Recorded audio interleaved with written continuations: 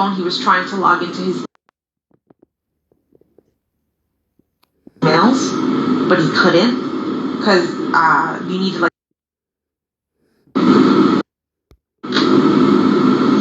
When you were getting ready for bed, you were tired, emotional.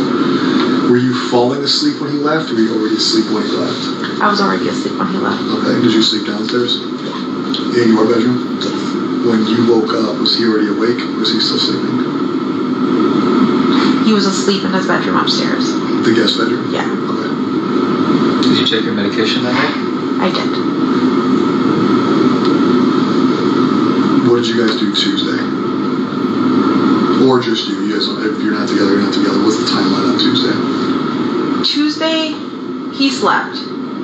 I woke up early and started making phone calls to like the National Hotline for Missing and Exploited Children. I called the number that the sheriff's office had given me to see if they had any information, and they let me know that she was like the what did she say she was? I don't remember what she said her position was, but she had just gotten into the office and was just starting to work on it, so she didn't have anything new for me. Her name was Bonnie Mitchell, I remember that. She asked me to send her some photos.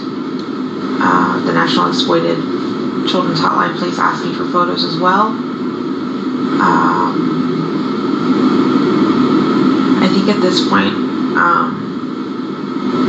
I had asked my friends and family to start contacting news outlets to try to get as much attention on this as possible.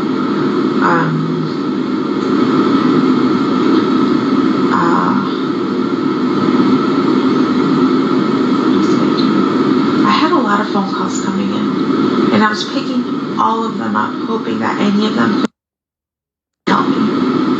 But it ended up being news reporters or people who had seen my phone on my phone number on a flyer and was trying to give me suggestions. Somebody letting me know that they took flyers all the way to Orlando International Airport and posted them all over the place in case she was being trafficked. They suggested that I go to Amtrak and Greyhound. I had my sister making all these runs for me. I didn't leave the house to do any of this. Stephanie's still asleep? Yeah. Eventually, reporters come to the house and do an interview. And at this point, Stephan was awake. I did an interview with them, and then Stephan was crying in the background, and I said, Stephan, do you want to do the interview? You can if you want. And he sat in front of the camera and did an interview where he cried. Do you know which news outlet that was with?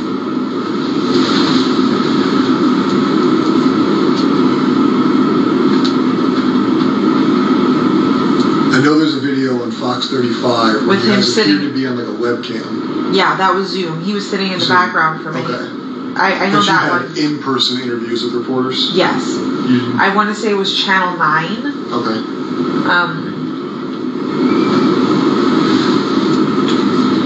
Yeah, Channel 9. And he spoke to them? Yes. Okay. And he ugly cried in front of the camera too, so he was fucking fake sob crying.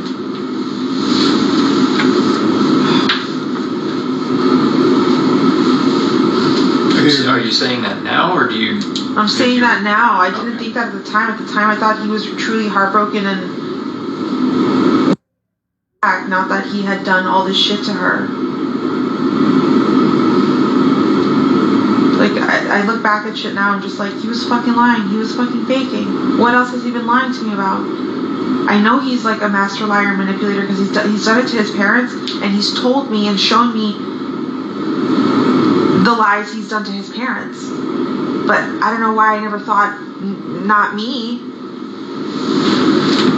The lies are about money, they're about where he's at, what he's doing, like what's he... Yeah, all that.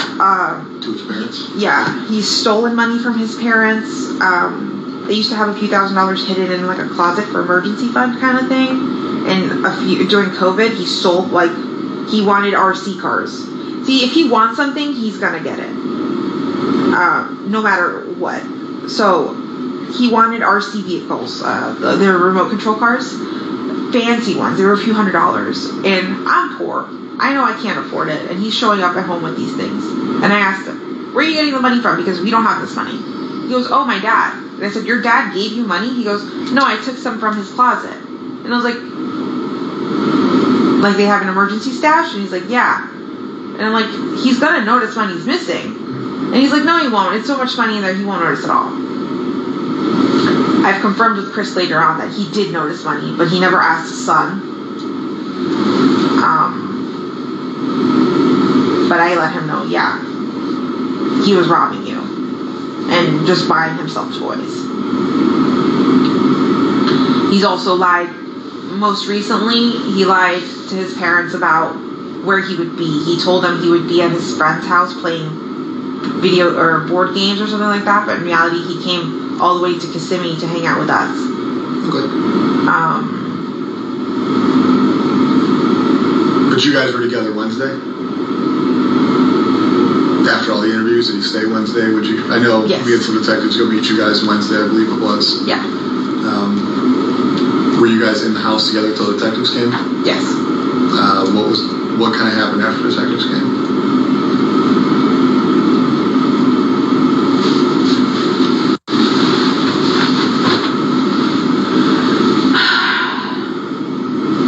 Do you feel like everything starts to get blurry?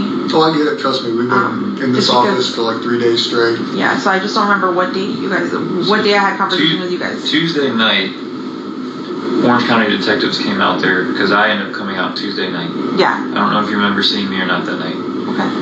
That was the first night we were at the apartment into the nighttime. Yeah, is that when you guys shut down the house for forensics? Yes. Okay.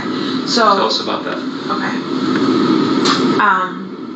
So earlier that day, I think Detective Hunt came, or somebody came, and asked Stefan for his cell phone. If he would willingly give it up so that they can look at it, or if they would need a warrant.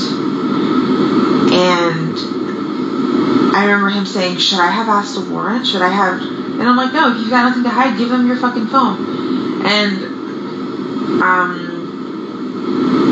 I think we hung out in the house for a little bit, and then when you guys came in the evening, and you guys told us to wait outside, and we waited in my car, he started getting very anxious and very panicky, going, "I want my phone back. I want my phone back."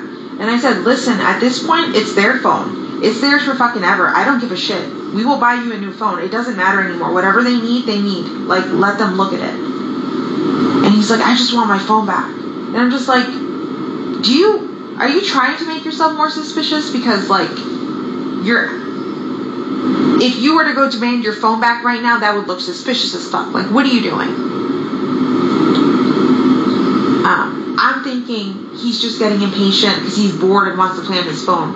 And at one point, he takes my phone to start playing with it. I give it up, and I said, "Here, play on my phone. Have fun." Because I think from my phone, he was trying to log into his emails, but he couldn't. Because you need like 2-factor authentication from your own phone. And I'm just like, "What are you trying to look at?" And he's like, "Oh, my shipments, my packages." He's addicted to buying shit. That's another thing. Me and his dad couldn't figure out where Stefan was getting money from to buy stuff since he's been unemployed the last 2 months, but he's constantly buying himself packages, buying himself things off of Amazon, buying himself things off the line. Is this stuff you can confirm, or you think he's doing this? What? Buying packages. I can confirm because I am linked to his Amazon account, Okay. and his parents can confirm whatever UPS packages or whatever he's getting at home. But I'm linked to his Amazon account. If you guys have my phone, you'll see whatever shipment. I think most recently I did like birthday party. If you see birthday party stuff, that was me. But everything else, him.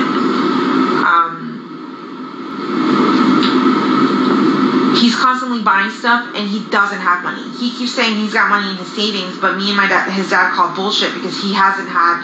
When he lived with us, he was struggling. His dad was helping him pay his bills, paying his rent, paying his gas, paying his insurance.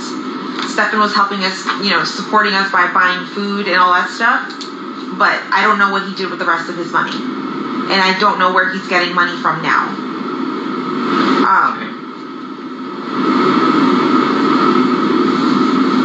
telling us that he was trying to log into his emails. So he's trying to log into his emails on his phone, and I said, two-factor authentication, you can't do anything. You're just gonna have to wait till you get your phone back.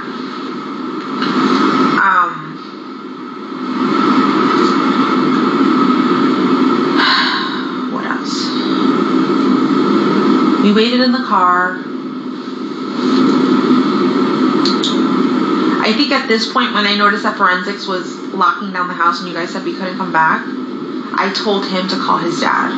Because I had a feeling y'all knew something and it was going to come down on him. And I'm just like, they're focusing on the wrong person. They have the wrong person. In my head, I'm convinced you guys are that you had the wrong person. I wanted to think that he was good.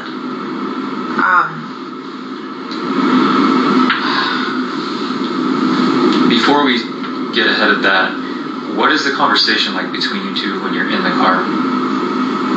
Because y'all were in there for a good while we were trying to figure things out at your apartment complex or your condo. What's the conversation like inside that car?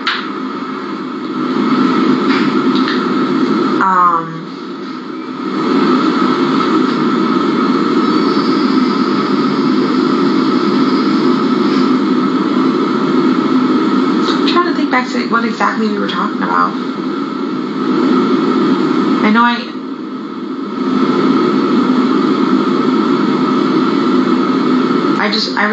remember late in the evening, like when you guys let us know we couldn't come back, and I called his dad, or we called his dad.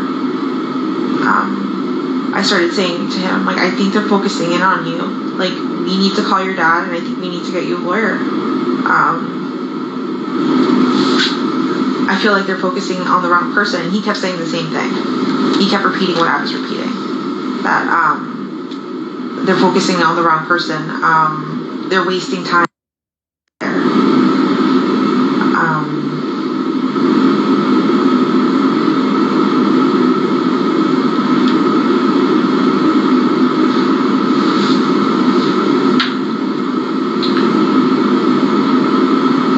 How did he feel when you said he needs a lawyer?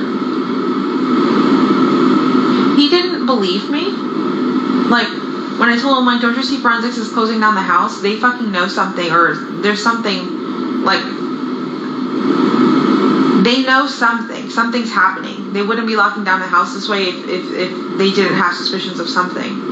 But I wasn't thinking, I don't know why I wasn't thinking him. Like, I was just like, no, they've got the wrong guy.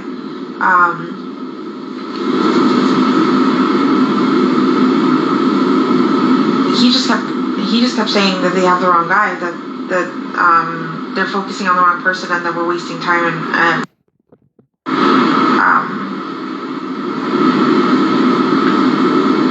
we call his dad. We tell his dad to come down here, and his dad did come down here and met us at a hotel. That was another thing. I don't have that much money. I live off of disability. I couldn't afford to put us up on a hotel. Like, when you guys said that we couldn't return, I was like, I didn't know where to go. I was trying to think if any family member would have a spare room or anything like that, and not that could take the three of us, or when I say three of us, I mean him and the dog.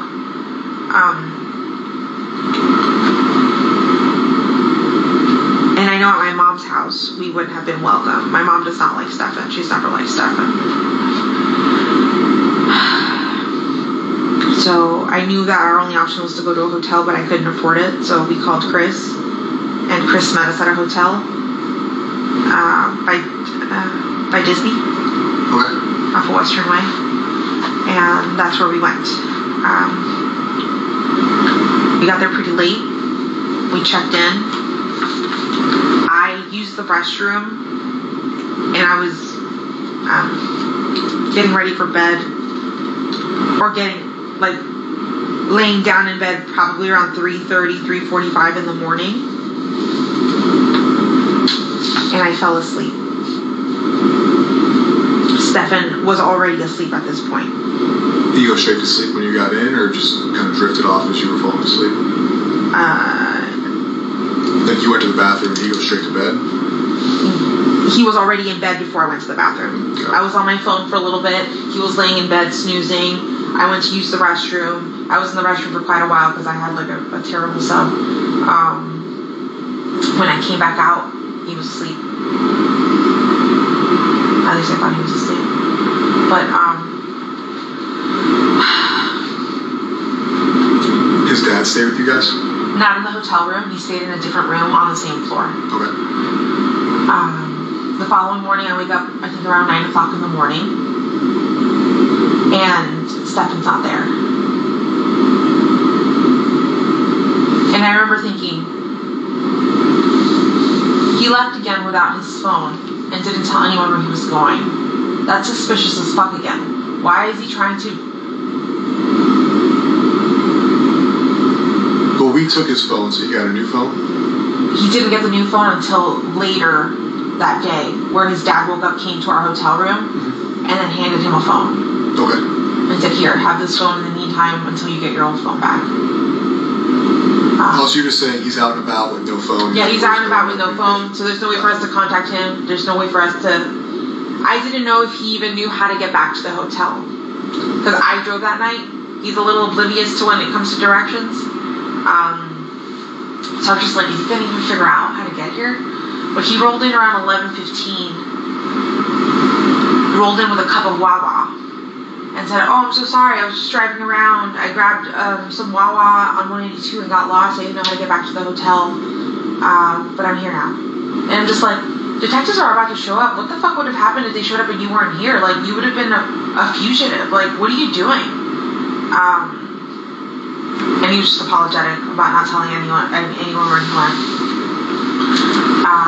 But you know, I mean, he had a Wawa cup and he said he was up at 192. Yeah, but in reality, I know that he truly took my car in the middle of the night to Northport, Florida, and I was down there for an hour and came back. I didn't suspect that at all. Okay. I literally thought, I'm like, oh, this man, we were right next to like a a Target. So I'm thinking, oh, he's probably like stress shopping, just looking at stuff. He likes to browse. I was like, maybe he's in there somewhere. But I didn't have a car. I couldn't go out looking, right? And also, detectives were coming, so I didn't want to leave. Detectives eventually show up.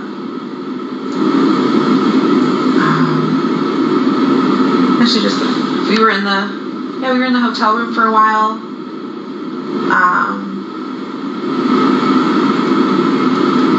He went back to sleep and slept.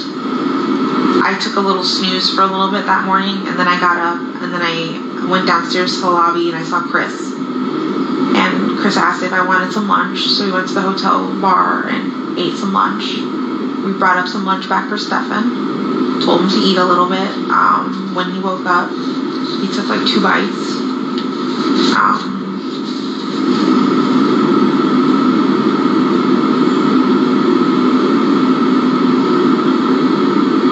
Then detective showed up. He went downstairs. They let us know that there was a press conference happening, which we already had an idea was going to happen. And they told us they would give us a ride and escort us to the conference here, and that you guys would let us in the back way so that media wouldn't see us. But in reality, now I know that was just to interview guys with us. But yeah, then we showed up here and got separated. Haven't heard from him since. Haven't spoken to him since. Have no interest in speaking to him at all.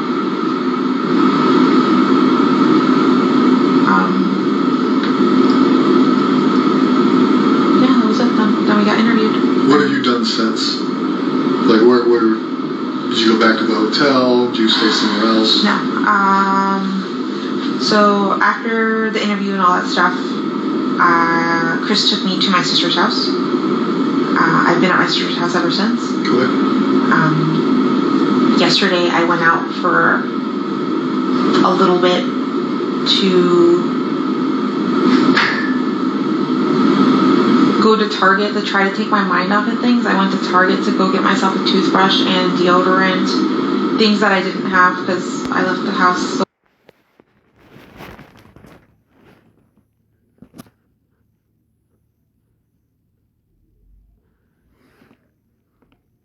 last second.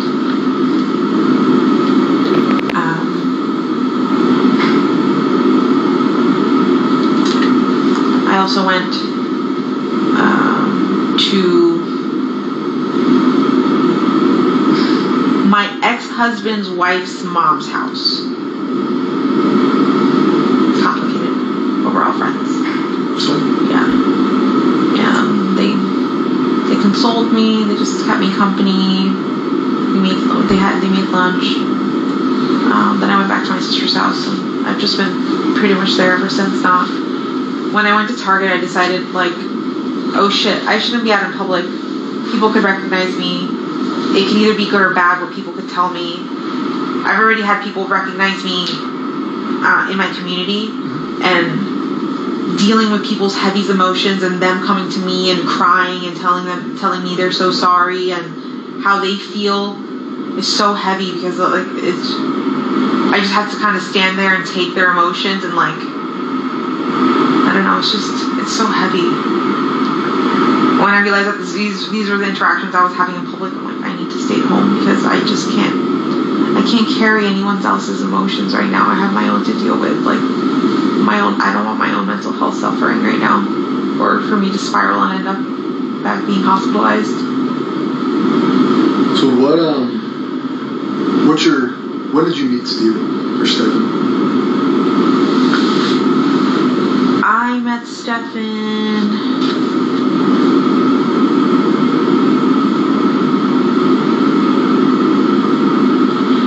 in 2017. We both worked for Eco Homes, a real estate company. I did appointments, and he worked in the office doing like warranty work. We met as coworkers. We became really good friends. We were best friends for like a year. And then eventually I asked him if he wanted to hook up, and he said sure.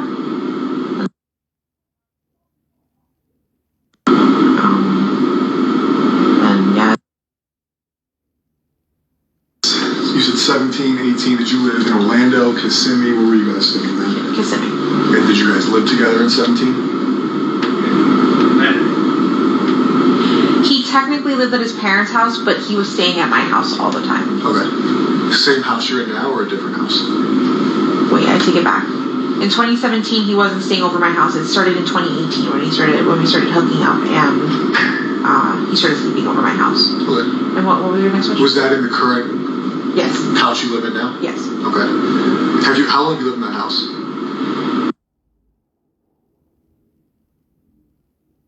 On and off, because at one point we moved close to where his parents live right now. They live in North Port Florida, Sarasota County.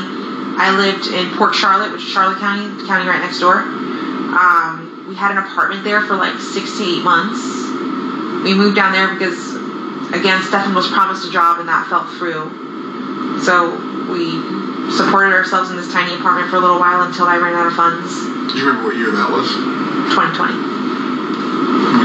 So when did you live in Port Charlotte in 2020?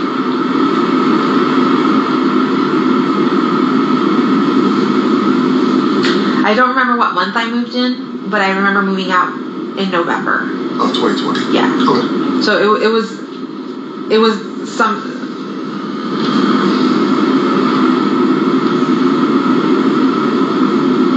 April, May.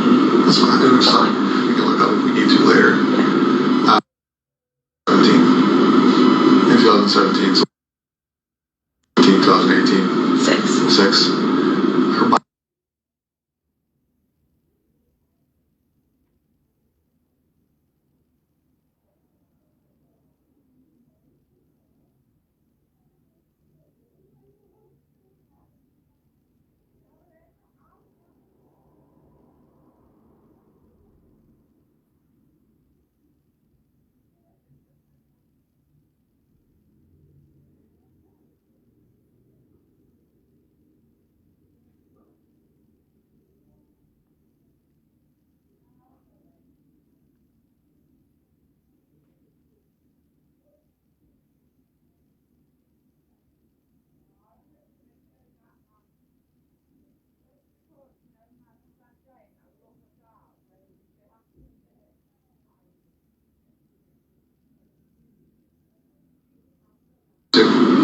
at the same time, no. But Okay. I've had ex-husbands and ex-boyfriends live in that same house before. Got it.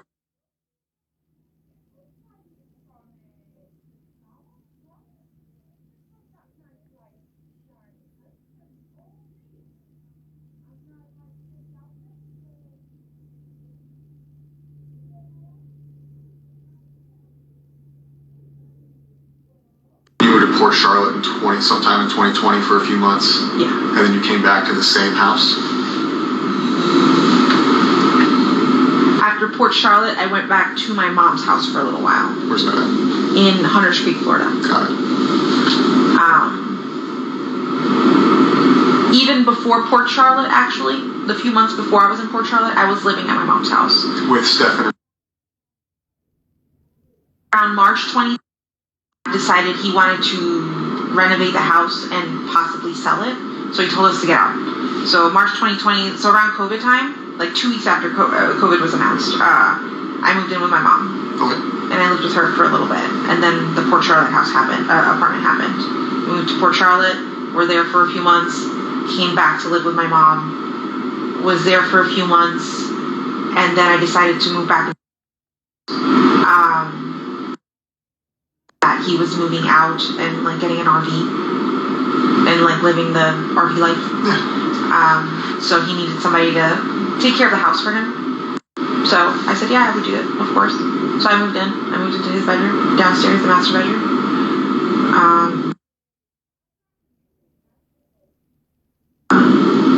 Eventually, Stefan did come.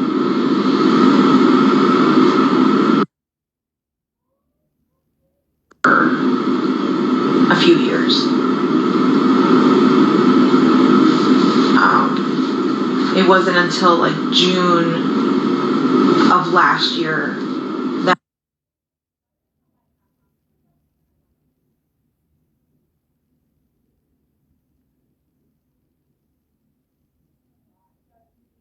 I go upstairs to the guest bedroom upstairs because I just he's not a very clean guy. He's kind of a little hoarder and a collector. So just my house was always a mess and never the way that I wanted it to look. Or the clutter just gave me anxiety. So I asked him to move upstairs and he did. And he lived upstairs until until December of last year. And then he moved to Northport, Florida with his parents. But they had promised him a job, but that fell through. So we were in the process of trying to get him to come back up here to get his job back at Disney and for him to move back into the house for a little bit. And I'm not sure long term. I know temporarily I was willing to accept him back.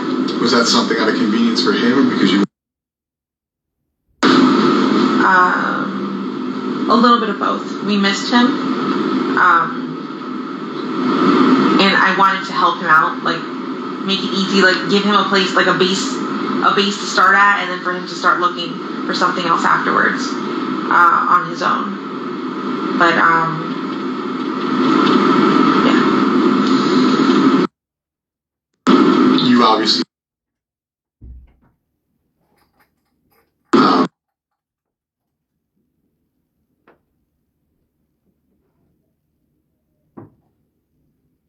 relationship. Talk a lot. Is she a secretive teenager? What is like your kind of day to day with her?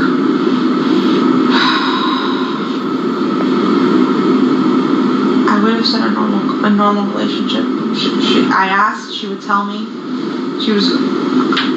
I didn't think she was hiding anything from me. I didn't think she was lying to me about anything, but obviously she had secrets. I mean, the hindsight, all the stuff you found out over the past couple of days, we're taking that out of the picture. Your relationship with her. Okay. Like not looking back saying, okay, I was being lied to. Like up until you found out some things that you've been told, you guys had an open communication relationship. You talk about everything. Life. Yeah. If anything, she was a little bit more open with Stefan because she told him about a boy she had a crush on. Okay. And that his name was. And she described him. And Stefan's like, are you aware that she has a crush on a boy? I said, no. He's like, yeah. She told me his name and he's tall and that she likes his fluffy hair. When was this? Do you remember when this conversation happened? Within the last week sometime, but I'm not sure. Okay. Like so we saw, within a week of that Sunday. I'm not sure if if she had told him via phone chat. It must have been via phone, like phone convert, we don't FaceTime, we Google Meet. The Android version of FaceTime, yeah. So we would Google Meet often. Sometimes when we get home from school, just talk all day. Or sometimes not even talk all day. We would just bullshit. I would be doing my own thing. He would be doing. We're just keeping each other company on the phone. And I think in one of those conversations, she told him that she had a crush on a boy. But I checked those text messages with that boy, and nothing seemed weird either. So. How did he? I mean, it could be new. I mean, she sees a guy at school. She thinks it's attractive. He shows her attention. I mean, she's young. How did he take it? Was he like? And I want you to think back before you know things you know now. Like, did he seem concerned about her? Did he seem excited for her? Like she's starting to, be a kid and have crushes and everything else. Like, he seemed happy for her. Okay. He's like, yeah, did you hear this? This is super cute. And I was like, oh. She hadn't told me. And I wondered, I'm like, why didn't she tell me? Why did she tell him and not me? Like, I want to know who she got a crush on. But maybe it's because I told her she had a rule. She wasn't allowed to date for a few years. Okay. Until, I think I had said 16 or something like that. But I didn't want her dating. So then your relationship with her was open. Obviously, she's a child. She's not going to share everything. Yeah. With him, it seems like she has a very open relationship with him. They talk, they hang out.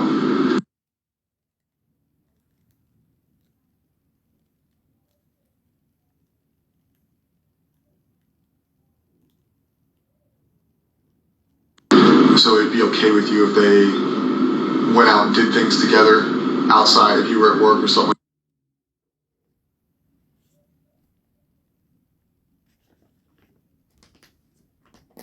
So the living situation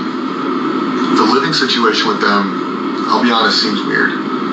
It's weird to me. She's got a bedroom downstairs. What's kind of the mindset or the thought process, the communication you've had with Stefan about, she's not going to sleep in her bed, but you guys are going to go sleep in the guest bedroom?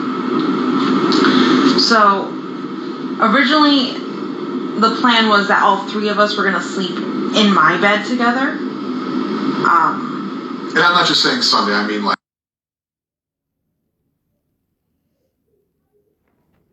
Oh, okay. Like in the past, too. So I had a rule. She wasn't allowed to sleep in his bedroom at all. Like, no sleepovers, no nothing. For a very long time. For years.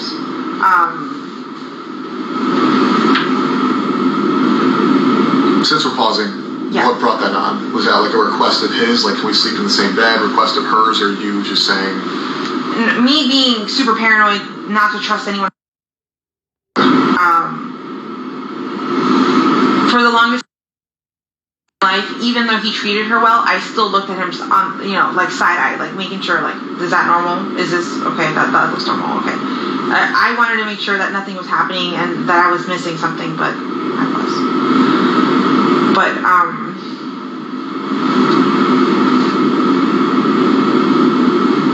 he never requested, I'm sorry, repeat the question then. So I guess you said, like, you had a rule. Like, obviously, we know now they've, slept in the same bedroom together and everything else. I'm sure you're questioning a lot of things that, like, you haven't been told or that are going on. The thought process of them sleeping in the same bedroom caused you to say that you had a rule for the longest time where they couldn't. Yeah. I have a son. He's a lot younger than her. He's 4. But I guess if I was dating somebody or had somebody over, I would never establish, and this is just me, a rule. He can't sleep in the bed with her, or she's not going to be. It wouldn't even be a thought process for me, so that's why I asked, because I wouldn't think of it even as an option. Yeah. So when you say you had a rule, I guess I'm asking what prompted the rule? Sleepovers before. Yeah. Like, you want to watch movies and eat snacks? Can we do that? I'm like, no. We can all watch movies down here together. We can all sleep down here together. up until June, together all the time. So we were always, she would sleep in the middle, I would sleep on this side, he would sleep on the other side. It wasn't until June that he got his own bedroom and I sent him upstairs. That's where the requests for sleepover started. Okay. And I kept telling her no. I'm not comfortable with that. But eventually, at some point, like we really want to watch. I forgot what movie it was. They really wanted to watch something, and I was really tired. And I said, okay, fine. Go ahead, but this can't happen often. And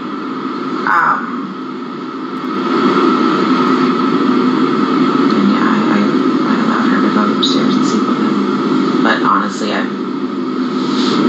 think I can count on one hand how many times that's happened, and it hasn't been many times that I've allowed her to have a supper party with him, to be alone in a bed with him. I'm usually around all the time. Up until 2 weeks ago, I was pretty much at home all the time living on disability. If I wasn't at home, just, I was substitute teaching, but I was substitute teaching primarily at her school or at the school close by, but I'd make sure I'd get out around the same time and I'd get out in time to pick her up and take her. So she was with me pretty much all the time if she wasn't at school. So yeah, after... When he's not there, where does she sleep? With me. She never sleeps in her room? No, always with me. Quickly, do you know, and you may hate the question, but do you have any idea? We currently have upwards, probably 200 people working on finding. Right, the Orange County Sheriff's Office is involved, the Kissimmee Police Department's involved, St. Cloud Police Department, Osceola County Sheriff's Office, Florida Department of Law Enforcement, FBI. Yes, under suspicious circumstances. So anybody who is somebody is involved. Yeah. So regardless of the circumstances, those people don't get to go home. Those people don't get to go back to their families. Those people don't get to live their lives and go back to their primary jobs. I know the sheriff has probably expressed to you that's his number one priority. I'm sure the Kissimmee Police Department's expressed that to you, our detectives. This isn't something that's going to stop or go away. Yeah. Right? Anybody who knows something, anybody who may know something, will be brought into a room, they will be talked to, whether they're guilty, whether they're innocent. Because our number one priority, our jobs have kind of stopped on any other things we have going on until it's fine, because that's the most important thing anybody has going on right now. But with that, a lot of people are going to feel that whatever happened, I can tell you, and I know detectives have expressed to you that the thought process at this point is this is a homicide investigation. Yeah. Based on the evidence I've seen, based on the videos I've seen, I do believe.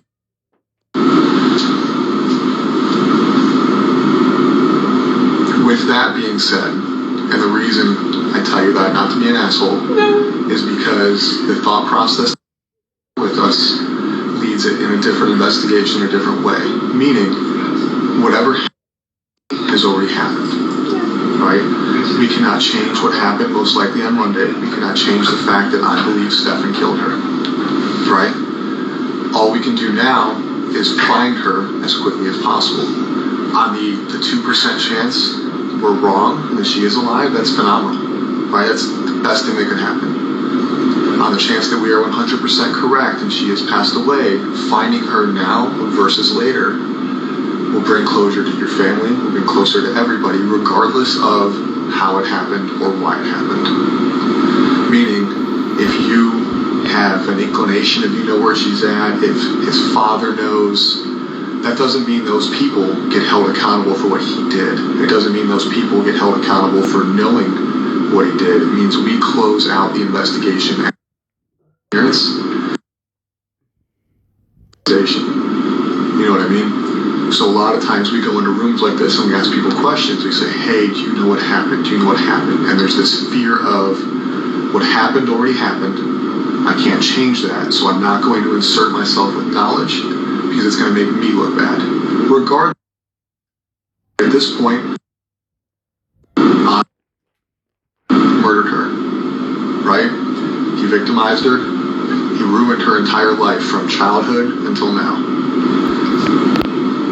I think that there's probably some sense of guilt. And my fear is that sense of guilt is causing you to not want to assist in the location of her, not because you're a bad person, but because there's that sense of guilt that what was happening under your roof, and now, by her being found, brings that all to your plate, and it doesn't. Oh no. If I knew anything, I would so tell you. I want to even if she's dead, because you guys tell me your suspicions, but I'm not going to believe it until I have her body. So there are things, and the reason I say these things, and again, I'm not trying to be an asshole, but the reason I say these things is there's been a lot of things you've said, and a lot of things I've kind of researched between the Fox 35 story, between your initial statement to the police. A lot of things have changed. The initial statement to the police was you watched her get dressed, you watched her leave, you knew exactly what she was wearing. Can I tell you Absolutely. my thought process on that, or where I came from with that? I was handed this form, and I'm like, where do I start? What do I write? And somebody said, tell them what you saw. And so I started with I saw. And then I wrote out what I wrote out. But it wasn't until later I was like, wait, I didn't see her. I assumed that I saw her. I assumed that I heard her. But I didn't. In reality, I didn't see her. I only saw him. And I heard something in the kitchen, but I don't know who that was. Which we've talked about today. But I guess there's other concerns. Right? You were nervous. The police have showed you their hand. They said, Stefan, we want your phone. Stefan, we want to talk to you. We're going to lock down your residence. You can't go back inside. Me? I don't care if it's the love of my life sitting next to me. I don't care if it's maternal grandma. If the police come and take my mom's phone and my son's disappearance, I'm not going to offer my mom a lawyer. That's nuts to me. That to me shows you prioritizing Stefan. Because at that point, you became more worried about him being falsely accused than any. Does that make sense what I'm saying? Whether or not that's what you felt, does that make sense? People having lawyers is their constitutional right. That is a thing that everybody is afforded. But for somebody who's going through what you are going through, to offer him a lawyer leads me to believe that there may have been a conversation, there may have been knowledge, or there may have been some inclination that you had, whether it be his involvement, her location, or something to where in your mind there's guilt.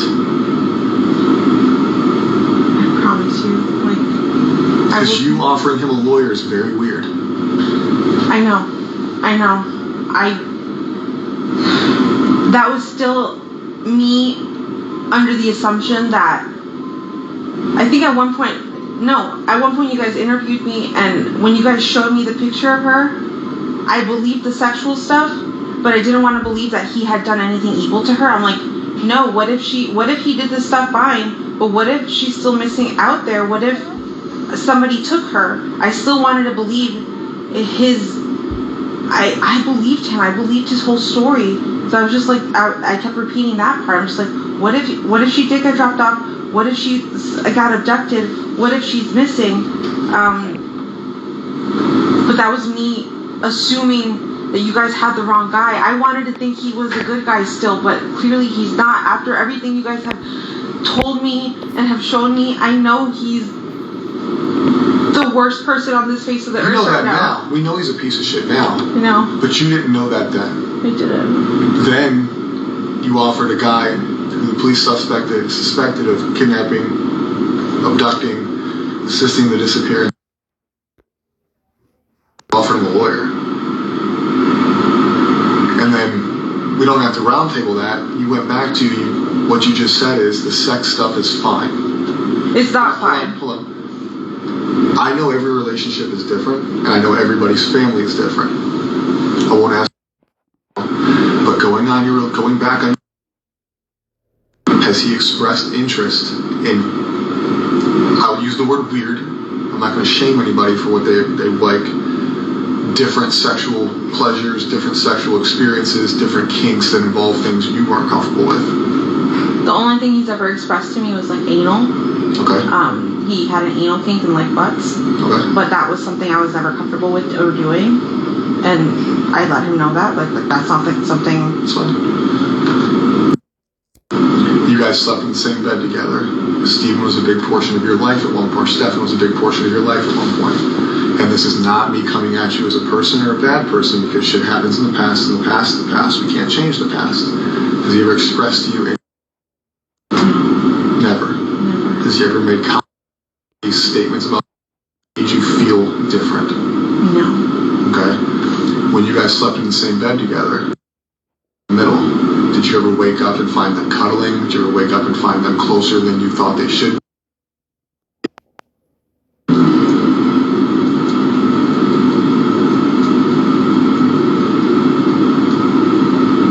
There's honestly nowhere I can think of. We've never gone to. The only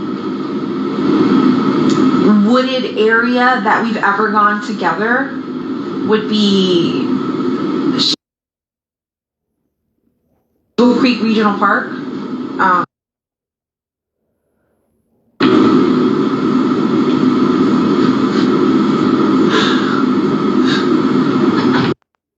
Did he tell you he fucked up? No. He acted. I think at a certain point throughout this relationship, you became aware of it. And for whatever reason, your reasons are your reasons, whether it was discussed that it would stop, whether it was discussed how it would go, that you feel some sense of guilt. A lot of the news statements you've given kind of, again, my opinion only, I don't speak for anybody else, whether it's in this room or out of this room, bother me. It seems like some of your emotion, up until this room, I think some of the emotion in this room is sincere. I think a lot of it's because I'm being an asshole. I'm telling you things you don't want to hear that shouldn't be said out loud. But when you talk to the news, when you talk to deputies, it feels, based on my experience in this job, that it's not sincere. I feel like some of your sadness is not real sadness. I feel like when you gave the interview with Fox 35, it was not sincere. Looking at that video one time, I didn't feel like your cries were sincere. And I'm not saying that because you're a bad person. I feel like sometimes people struggle to show real emotion when they're aware of what the truth is. So it has to be fake.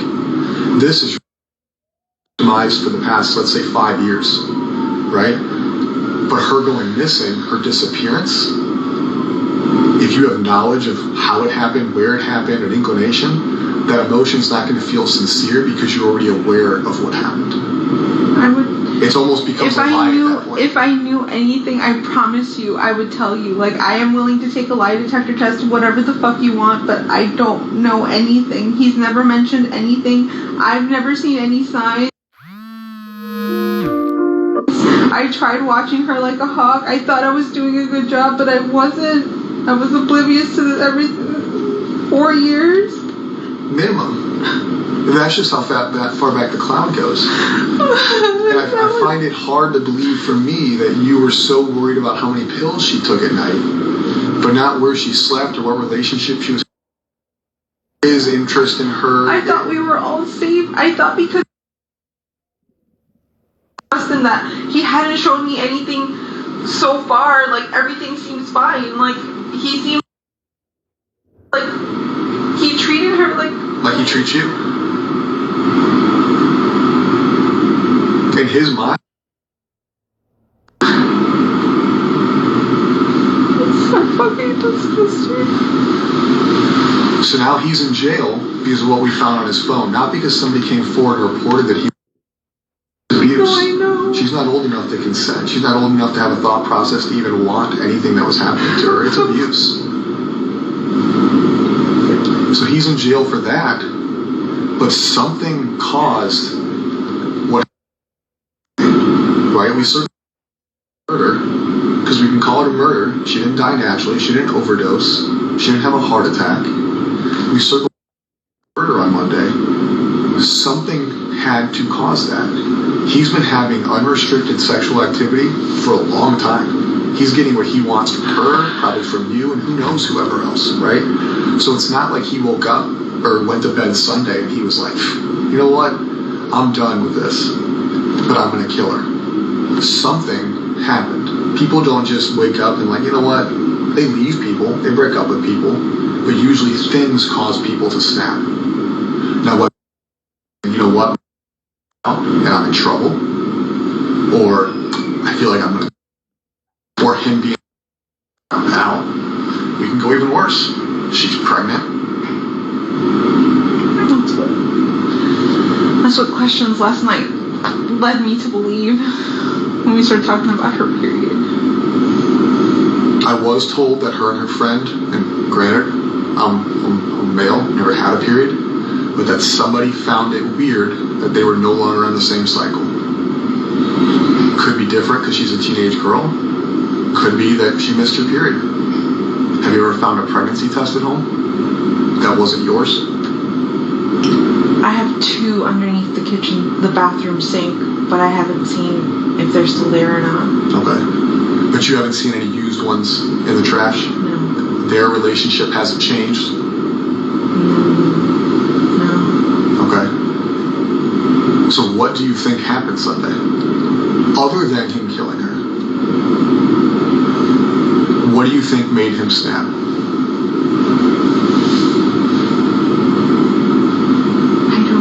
Theories. I keep hearing. Tell me your theories, because here's the deal: we don't go home until she's found. No, I know. So what are your theories?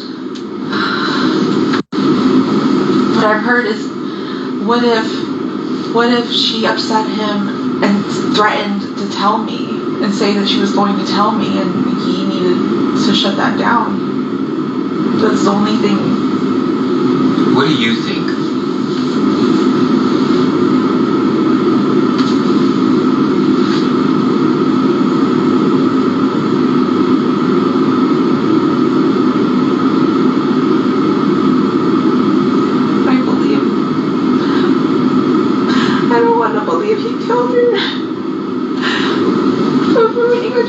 He must have killed her Sunday night and snuck her body out in the morning. That photo you guys showed me of her stuffed in the car.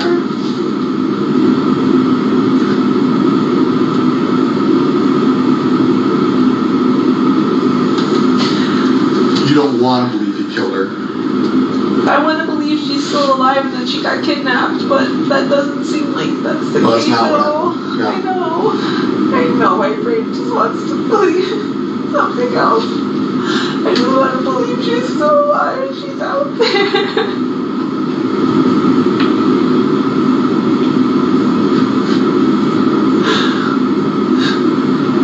Did he tell you he fucked up? No. He acted so normal that day. He was like, I'm so impressed. We got out of the house so early. Like, she made great time. We had so much time to go to McDonald's, but she didn't want to.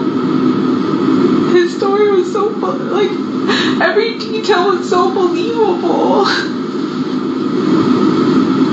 He's just been lying this whole time. Like,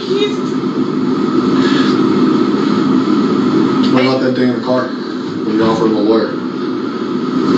Did you disclose anything to you there that made you feel like, oh fuck, he needs a lawyer? No. He kept acting like he didn't know what was happening, and I'm like, don't you see forensics? Don't you see they took your phone? Like, something's happening. Like, I think they're gonna pin this on you. And I'm like, in my head I'm going, they have the wrong guy. Like, they're just honing in on the last person who saw her. But no, you guys knew more. You never said, what did you do? I've never asked him any of that. I still, even up until when we got here to the police station, I was convinced that he hadn't done anything to her at all. Because of him or because of not wanting to believe she's deceased? Because of him. Because I thought he was a good guy. So up until this morning, you still think that it's not? No. You're talking about the other day? Up until when we took him? Yes. Okay. I forgot what day of the week that was. So we're still going through his phone, his drive, like I told you, all his socials. We can date back to 2020. Based on the videos, it appears that was the start of the victimization. Okay, are we going to find anything in his phone with you? No. He doesn't find anything. He's never done anything. Has there ever been a request for the two of you to participate in sexual activity with him? No. Regardless of you saying no or yes? No, he's never asked that. Okay. If we find pictures like that, is that going to surprise you? So if I'm in his Google Drive, if I have a sex crimes detective, a computer person look at his phone, and they tell me, hey Kevin, I found a picture engaged in sexual activity or borderline sexual activity, is that going to surprise you? Yes, because that doesn't exist. Okay. At any time during the course of your relationship, has he expressed that he has ever had sex with a child? No. Not a child, but when he told me when he was in high school, he graduated high school like later, like older than 18. Okay. He dated somebody younger than 18. I think she was 15. But I don't know how old he was, 19, 20. But he was an older kid in high school. He graduated late. But he had a really young girlfriend. Her name was Kendall. And I thought that was weird. I was like, that's a little too young. He goes, no, it's fine. We were in high school. Everything was normal. Her parents loved me. Blah, blah, blah, blah, blah. But that's the only one. Have you ever gone through his phone? Who, me? Okay. If you had to, knowing Stefan, knowing where he lives, knowing where he goes, how he conducts his life, give me your top 5. Because I know you've had to have thought about it. If you haven't thought about it, that's another weird thing I got. Since Monday, right? We told you on Wednesday that we think he did it. Yeah. So from Wednesday till today, it's about 48 hours. Give me your top 5 places you think are possibilities based on knowing him, based on knowing his path of travel. Where do you think? It doesn't have to be based on evidence, just in your gut. Give me your top 5 places where you think he.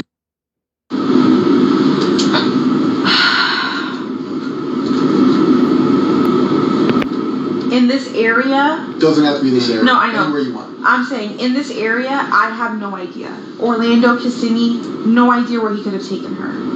But his trip to Northport is weird as fuck. I feel like in Northport, he knows more people. He has more friends. There could be a place, and somewhere there he could have stashed her. You guys said he went into a storage unit. That would be another place to look. But there's plenty of woods around his house. Around that exit is kind of secluded. Like, when you say his house, you mean his parents' house? His parents' house, yeah. You've been there? Have you seen the property? Yeah, I've been there before. Do they have land? Or is it in like a neighborhood?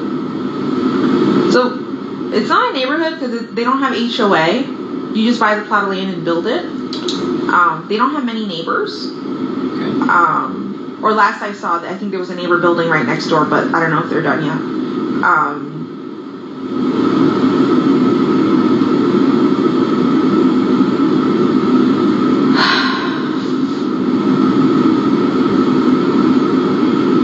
just feel like he had more, there would have been more spots in Northport for her to be dumped. Because from what you guys have told me, he went to St. Cloud, he went to 192. Could you guys tell where he turned on any of these roads? It's just that he was on the main road?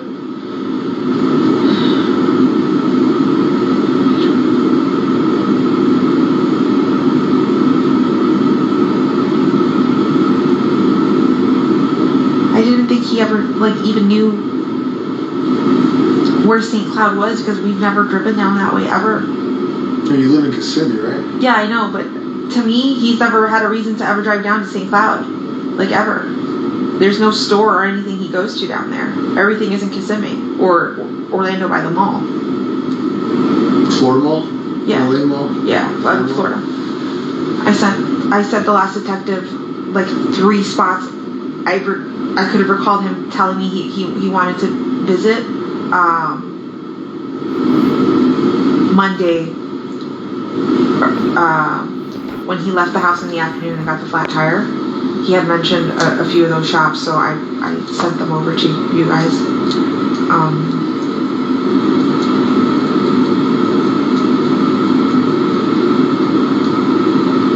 But there's honestly nowhere I can think of. We've never gone to... The only wooded area that we've ever gone together would be Shingle Creek Regional Park, where the Pioneer Village is. Okay. Since Monday, right? We told you on Wednesday that we think he did it. Yeah. So from Wednesday till today, it's about 48 hours. Give me your top 5 places you think are possibilities based on knowing him, based on knowing his path of travel. Where do you think? It doesn't have to be based on evidence, just in your gut. Give me your top 5 places where you think he.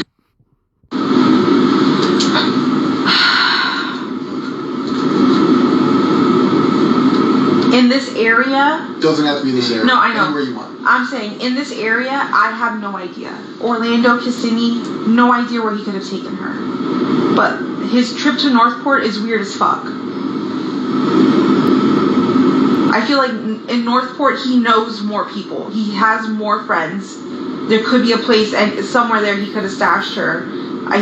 You guys said he went into a storage unit. That would be another place to look. But there's plenty of woods around his house. Around that exit is kind of secluded. Like, when you say his house, you mean his parents' house? His parents' house, yeah. You've been there? Have you seen the property? Yeah, I've been there before. Do they have land? Or is it in like a neighborhood? So, it's not a neighborhood because they don't have HOA. You just buy the plot of land and build it. They don't have many neighbors. Okay. Or last I saw, I think there was a neighbor building right next door, but I don't know if they're done yet. I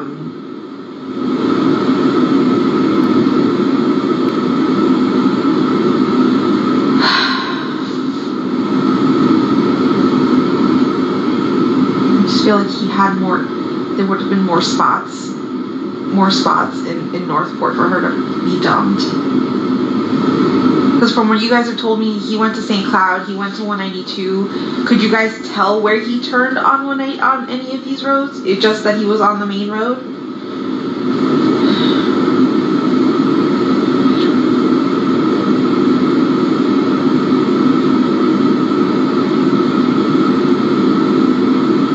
I didn't think he ever even knew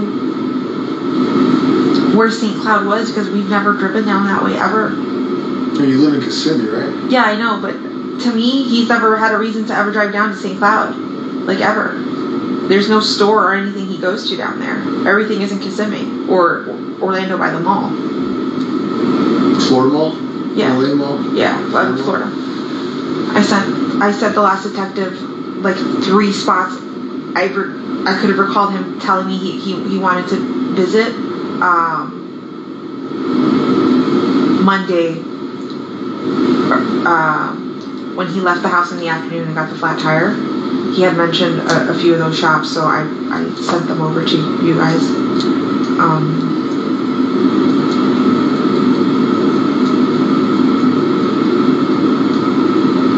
But there's honestly nowhere I can think of. We've never gone to... The only wooded area that we've ever gone together would be Shingle Creek Regional Park, where the Pioneer Village is. Okay. That whole trail there, we had scooters, and he had like a electric skateboard kind of thing. We would all cruise the creek, explore. We've taken a canoe up that creek before.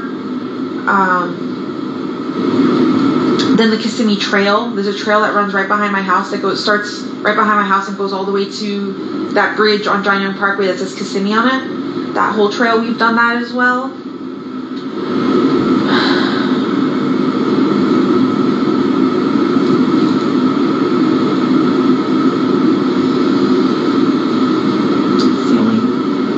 That's the only places I could think that like he may have gone, because that's where I know I've gone with him before. But anywhere else, I have no idea.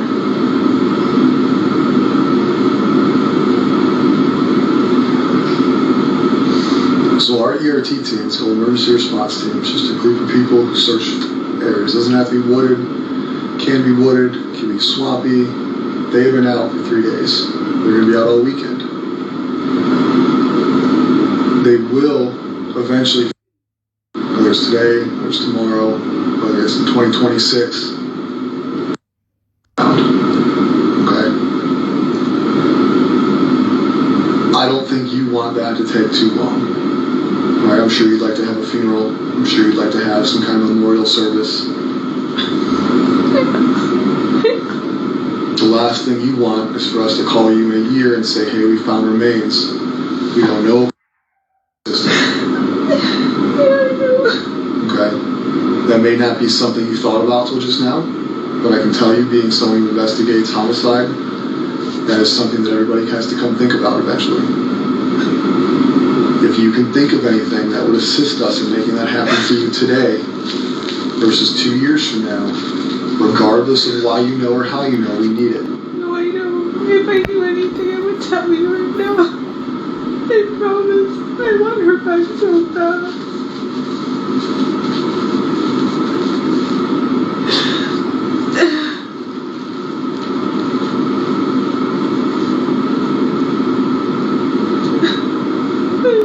About planning a funeral.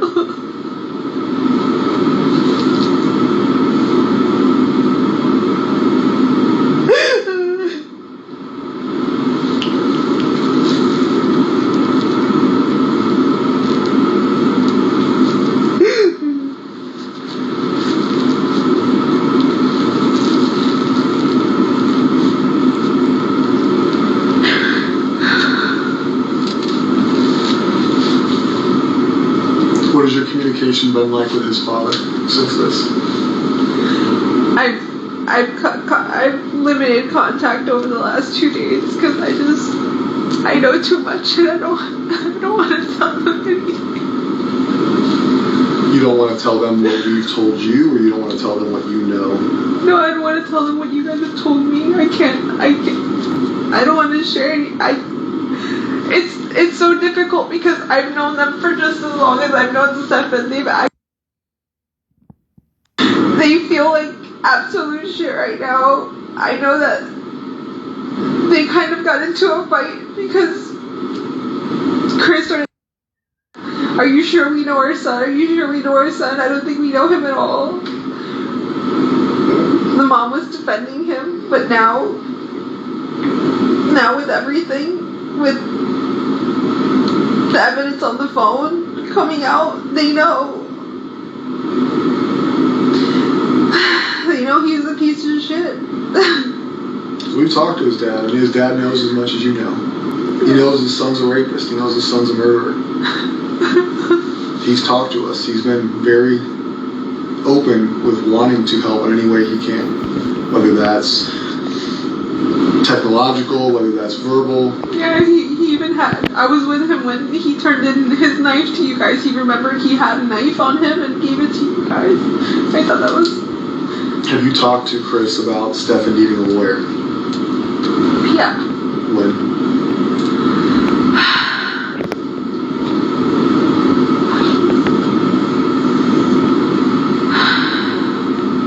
I think when you guys showed me the photos. So we showed you photos of Stefan raping. And No. the first thought you had was to ask his father if he should get a lawyer? No. I saw a picture. I didn't see the rape. I didn't know she was getting raped until yesterday. I saw the picture of the oral sex happening. And I knew that was true, right? That's evidence. That's for real. That's fucking happening. But I kept thinking, they're going... I don't know why I can't tell you why my brain kept thinking, no, he didn't kill her. Not that when he left the house in the afternoon and got the flat tire, he had mentioned a few of those shops, so I sent them over to you guys.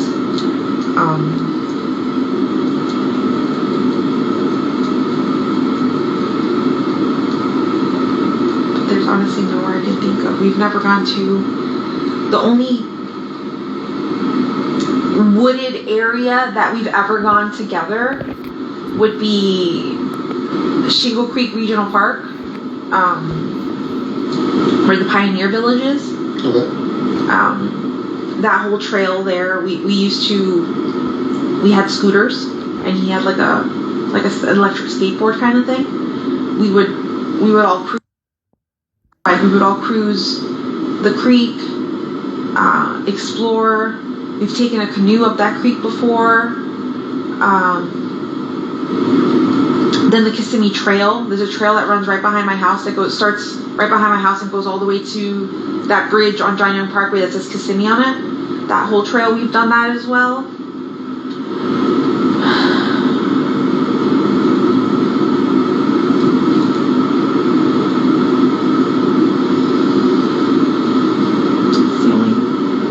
That's the only places I could think that like he may have gone, because that's where I know I've gone with him before. But anywhere else, I have no idea.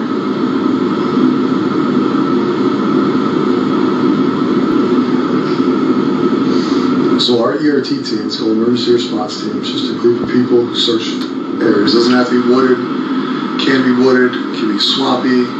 They've been out for 3 days. They're going to be out all weekend. They will eventually, whether it's today, whether it's tomorrow, whether it's in 2026, okay?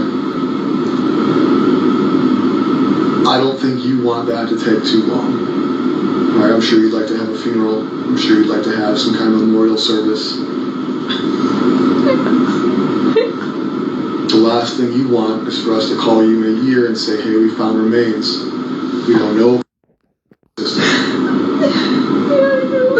Okay? That may not be something you thought about till just now, but I can tell you, being someone who investigates homicide, that is something that everybody has to come think about eventually. If you can think of anything that would assist us in making that happen for you today versus 2 years from now, regardless of why you know or how you know, we need it. No, I know. If I knew anything, I would tell you right now. I promise. I want her back so bad.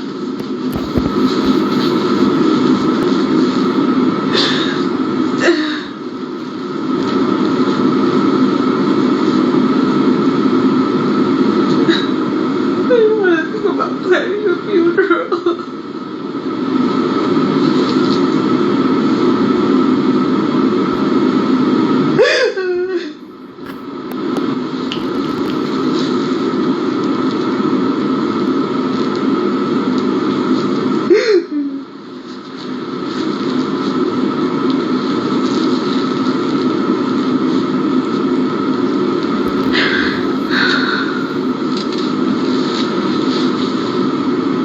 What has your communication been like with his father since this?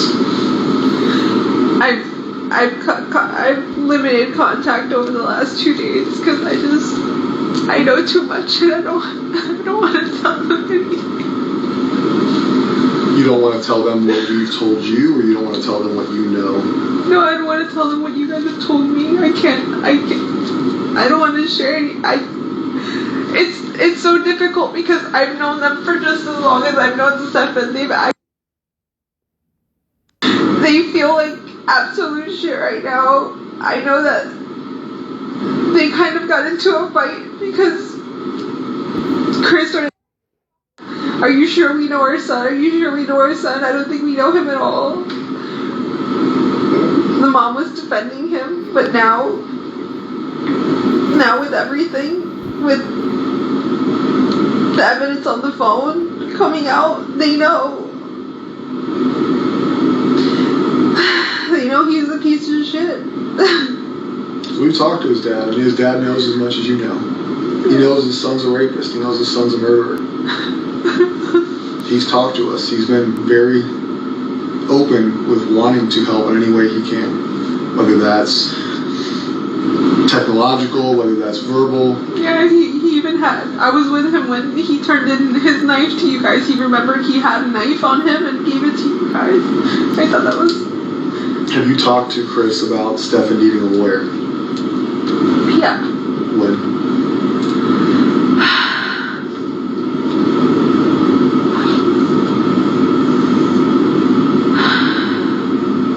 I think when you guys showed me the photos. So we showed you photos of Stefan raping. And No. the first thought you had was to ask his father if he should get a lawyer? No. I saw a picture. I didn't see the rape. I didn't know she was getting raped until yesterday. I saw the picture of the oral sex happening. And I knew that was true, right? That's evidence. That's for real. That's fucking happening. But I kept thinking, they're going... I don't know why I can't tell you why my brain kept thinking, no, he didn't kill her. Not that he didn't kill her, but she's still missing. She's still out there. She was taken. Yes, he's done this to her, and that's not okay. But I swore she was still, I felt in my body she was still alive. She was still out there. I told Chris to get him a lawyer because I felt like you guys were chasing the wrong person.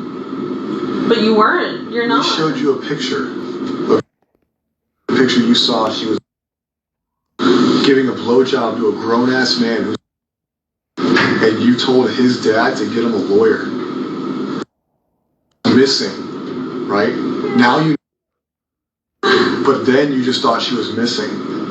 And we were showing you our investigative lead being raped. A blowjob is rape.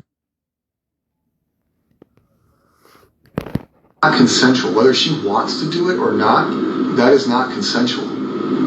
And you prioritized him again. You prioritized him by offering him or telling his dad to get him a lawyer. Not what the fuck did he do? Not, hey, we need to figure out what happened. No, let's protect Stefan. I was in shock. No, that's not shock. That is your natural instinct to protect Stefan. Okay? And if that's naturally how you react, that's fine. But that goes into what I've been telling you this whole conversation is I don't believe a lot of the things you're saying, and I don't believe a lot of the things you say you weren't aware of. And that is because you've now shown me twice that your first reaction, no matter what you were told or shown, missing and we're seizing a cell phone, or we're showing you pictures of her giving him a blowjob, your first reaction is to protect Stefan. So now, murdered by Stefan, you're aware of this, you were shown pictures of this, you were shown pictures of her body in his car with a seatbelt on, right? We have played it out for you. But Now you're in a stage where he's in jail, you know she's passed away, and now you can feel emotion, right? Until that point, when you were shown that she was deceased, your continued first reaction is to protect this guy. You just said, I only saw a picture of him, whatever your verbiage was, I say blowjob, of his penis in her mouth, and your first reaction was, fuck. Oh my, victimized? No. She's being abused? No. It's Stefan needs a lawyer. Who the fuck cares if we think he killed her? He's... I don't know why I said that. But that's the problem. You don't know why. So the reaction in your mind is you are continuously protecting this guy. So why do I sit here and believe that you don't? Because right now, you know Stefan killed her. You know Stefan's been raping her. You know without her body, can he be charged with murder? I don't know. Exactly. So you don't know what we can do. Do I think we can charge him with murder? It's not up to me. Should he be charged with murder? Yes. Please. Does your role in her life lead this to happen? I'll be honest. Yes. I know. Since she was a child, since her victimization started, it occurred under your roof and you acted like it didn't exist. And knowing the victimization, knowing how ongoing it is, knowing that you saw a picture of it, not just us telling you, not me and him saying, hey, listen, he's being, I think they had a bad relationship. They showed you a fucking picture of it. And you still protected him. So how am I supposed to not think that the thought process in your mind is until she's found, Stefan can't be charged with murder? Because we both now know that you don't want him to be charged with murder because you want him to have a lawyer. No, I don't. That was the blowjob. That was then. He can't be charged with murder. That was then. Everything that you guys have shown me since then and have shown me that he's so the we had to show you a picture of her dead in a car for you to finally not take his side? Enough? Do you not see where I'm coming from? Like, I'm not trying to be a dick here. But it makes absolutely no sense that you were is Stefan. I don't know. Where does your mind go? Stefan. There should have been no doubt in your mind when they showed you that picture of what he was doing to you that you had any care in the world other than I want that motherfucker to die. Whether you believe in the death penalty or not, he protected him. So now we're talking about her disappearance and where her body is. Why do I believe that you're still not protecting him? Because you say so? Because you can't explain why you protect him. You can't explain what is inside of you that makes you protect Stefan. And you may never be able to explain it. But eventually we're going to have to figure it out because you haven't convinced me that you're still not protecting Stefan. I got all these people out here searching. I haven't seen my own kid in days because I'm looking. I truthfully believe that I can't go home and see my kid is because you're protecting. I can't go your people sitting in the woods just waiting for me to tell them where to go, but I can't because I think you're in trouble. I don't care about him. I want him to go to jail. I want the worst thing possible to happen to him in jail. I know what happens to predators in jail. Like, I'm ready for that. Like, please, I don't give a fuck about him. I'm not protecting him. But you knew he was a predator when you got shown the picture. And then you text his dad that he needs a lawyer and you hope that he invoked, was the words I was told. What? You hope that he didn't talk to us. He needs a lawyer. No. All over a picture. You didn't care. You didn't care then. Oh, whether sex isn't important to you, that wasn't anything close. I knew what I saw was He was terrible. a predator right then and there. That's the day you found out he was a predator. Yeah. Yes. And after you found out he was a predator, did you not say he needed a lawyer? I did. So why today, Friday at almost 3 o'clock, 5 days into the disappearance, 2 days since you probably found out, or 1 day since you found out she was murdered, do I believe you that you're not telling me where he went, or that he didn't disclose to you where she was, or what caused this to happen is, listen, I know you know I've been doing whatever, or listen, this fucking happened. How do I believe that that didn't happen when everything you've shown me is protect Stefan? Now, once if you show priority in this conversation, in this investigation, you're coming here looking for her, you reported her missing, trouble for not doing that. But outside of you reporting her missing, and I may be wrong, I haven't been involved in all aspects of it, but you have not shown me one bit that you prioritize her over him. And that sucks. Not because we're working our asses off for your family, not because we have people out there sweating their asses off for your family, but because I feel like all I care about is your care is to make sure Stefan doesn't get held fucking accountable. Well, I don't care anymore. Anymore. Because we're being assholes, because I'm not being nice. No. But up until Thursday, it was okay that she gave him a blowjob. No big deal. Get a lawyer. No, it wasn't. It wasn't okay. I saw that and I was in shock. And I don't know why my first reaction was to tell him to get a lawyer, but I saw that and I was in shock and I was just like, I don't know what to believe. I don't know what to believe.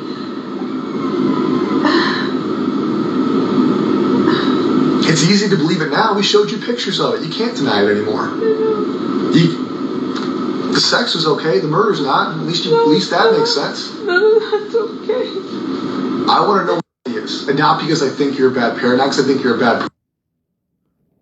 Dead or alive, she's missing. Her body is out there. Her body needs to be recovered so she can have a proper burial, a proper funeral. She needs to be laid to rest. Your family needs to be able to mourn her, and we need that information. That is life. That is not life of the law. That's not life of the sheriff's office. That is common decency. That is what she deserves. That is what you deserve. That is what your family deserves. But the longer that happens, the longer it takes us to find her, the less likely that's going to be for you guys. And I'm sorry if I'm wrong. I truly am. But deep down, you haven't showed me that I am. I don't know what I need to show you. Prioritize her over Stephen. Stephen, think of places he would have dumped her body. Think of places he went, things you talked about, things you discussed, whether it's this week, last week. Don't put it in your mind that he's been victimizing you, or don't put in your mind that I'm being a dick. What can I think about to find out where Stephen put her?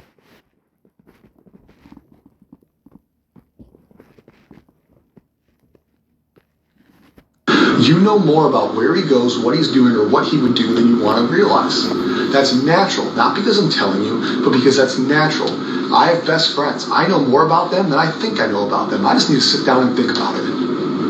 So I need you to sit down and think about it. Whether you need a minute, we're not in this room, whether you want to do it with us in this room, we need to leave here with an idea of where we can go look for. That is one thing we can agree on. I've sent you the list of the stores that he may have stopped at, didn't stop at. The only outdoorsy places I can think of that we've ever gone to that he would know about would be Shingle Creek or Kissimmee Trail.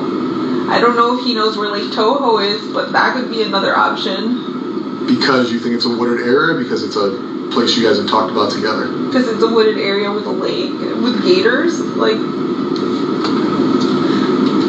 we haven't discussed anything. This topic, I never asked him if he directly. I never thought he could have. I always assumed the best in him.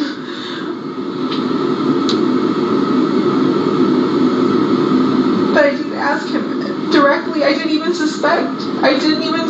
Not until you guys showed me that picture upstairs. We're here. I don't know. I'm just thinking of, if I name places, it's going to be wooded areas that I can think of, but he hasn't told me anything. Like, he has not told me, or we haven't discussed. So him going to 192 that day, all you know is that he went to 192. He said he wanted to visit House Card Rules. That was one of he named 3 stores, and that's one store I can remember him listing on that list. House Card Rules? Yeah, I don't have my phone. We'll get your phone a little bit. House Card Rules. What kind of store is that? I don't know if that's like a video game or card game or board top game store. But that's on 192. Close to one. I think close to 182 somewhere. And he said he wanted to go to 3 stores. Yeah.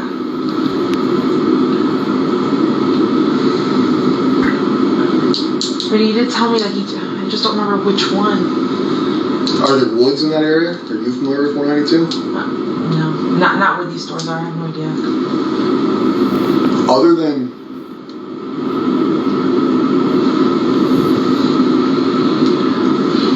you came up with wooded areas that you know of. Yeah. You came up with wooded areas that you think he could dump a body in. Because I've been there with him, yeah. I need to know wooded areas where he travels. Right? You're saying we've been there, so she could be there. So that tells me she's not there. It tells me it's a waste of a search. Okay. Because when I put 90 plus people there, that's all day. Right? We got to coordinate that. We got to put them there. So we need fruitful searches. Yeah. So I need likely places that you think, and I need places you think based off of conversations with him, not because you can picture in your mind that there's trees there. Okay.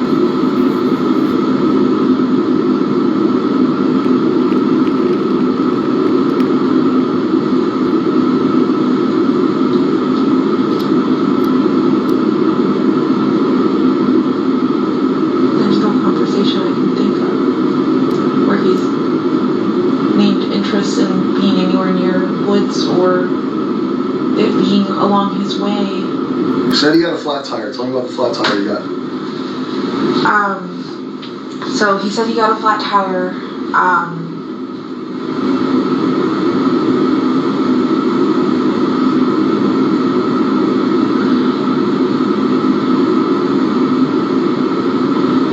sure when he got a flat tire, but he said he got a flat tire and then came directly home, and he got home around 2:40. So flat tire, he said he was driving down 192 and it just popped and shredded and fell apart. And he pulled over into a plaza and changed a tire for the first time in a very long time, and said he hurt himself doing it. The frame of the car, something came down on his finger. All his lies, I don't care, but I want to know what you question him about. Why was he there? What was he doing? There's no way you're the most trusting woman in the world. You just don't ask clarifying questions. I know no relationship I've ever been in is that trusting. He just tells you he's gone at 3 a.m. getting a fucking Wawa, and you're like, ah, whatever, bet. Same thing with this. It's like, oh, I got a flat tire, was here. Why is he at these places? Do you not question him? Why were you on 192? Why did you dip out at 3 a.m. with my car? I didn't know he did that. Because this is 2 times he went to 192. He went to 192 the day she disappeared, right? He was roaming, looking for her, south of where she went missing, because supposedly she went missing. And 192 is south of where that is. And not very likely that that's the route she went on foot or abducted, and that him driving around is somehow going to locate her. And he did tell. I did question that. I was like, when I asked him where he's searching, he said 182. I said, why? That's nowhere where she would be. And he didn't give me a clear answer, and I don't know why I didn't push it. I just thought he was being stupid and oblivious, because I don't see him as the smartest man. Like, I don't. I let him do what he does, but I don't trust a lot of his. Is the word judgment? I'm not sure, but I just don't trust that he makes the smartest decisions sometimes. Like, he likes to act like the smartest man in the room, but I don't think he is. Do what he does. Meaning? I'm sorry? You said, I let him do what he does. Yeah. What's that mean? If he wants to just get up and go to the store, I'll ask where you're going, but I won't stop him. Just let him go on his way. I'll let him do what he wants to do. What do you think happened?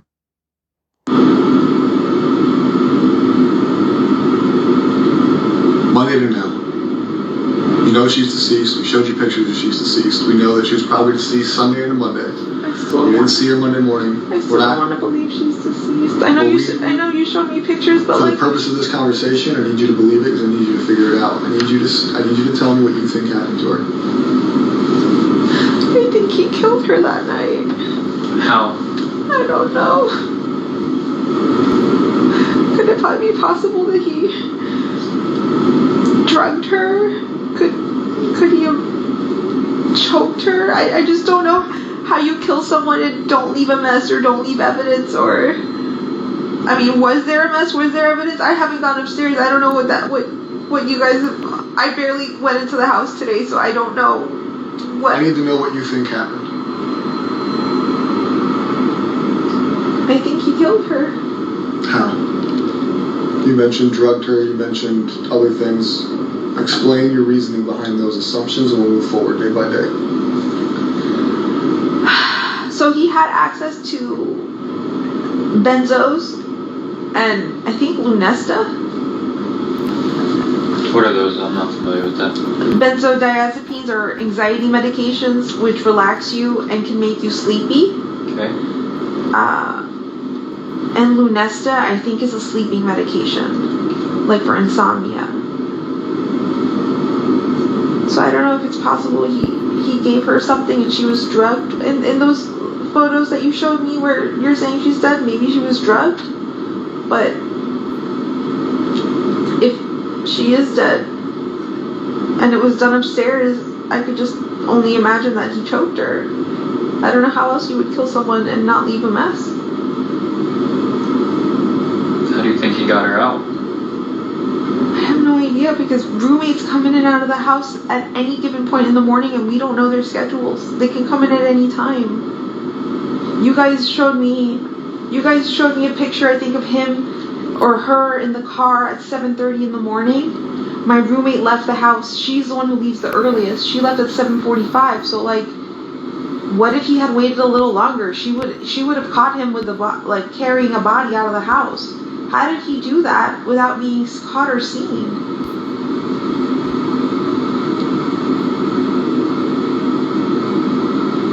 That's what I don't understand, because, like, Did you guys check and see if any of my neighbors have Ring cameras? Any? Nothing? I don't know what data we've gotten from them, but at this point I need to know what you think happened to her. I don't need you to ask us what we found. Okay. What we found has happened.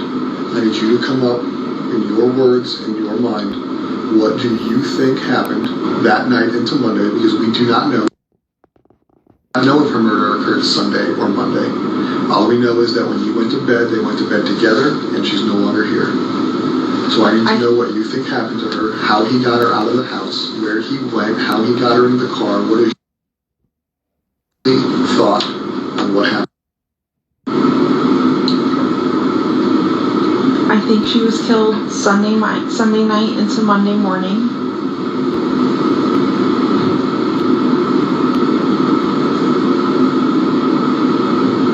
I'm thinking he carried her out of the house. I don't know how he didn't get caught by any of my roommates or no one heard.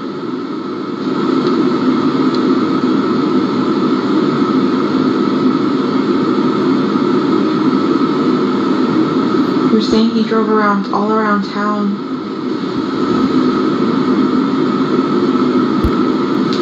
I'm not sure where he could have gone.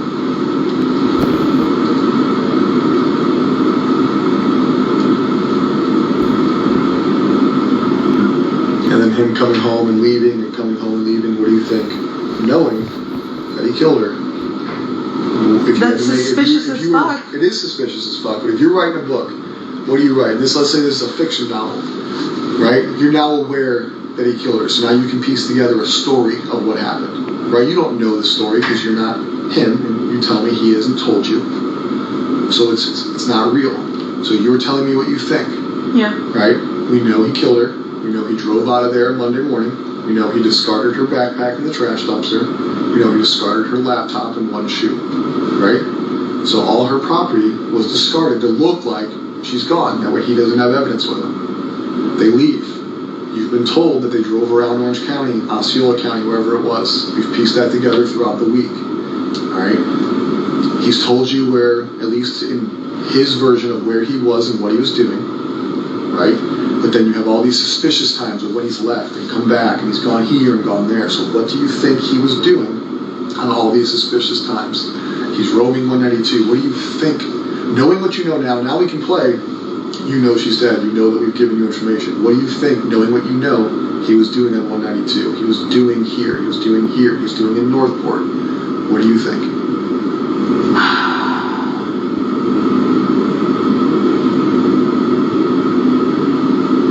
So him leaving early in the morning and driving around aimlessly somewhere.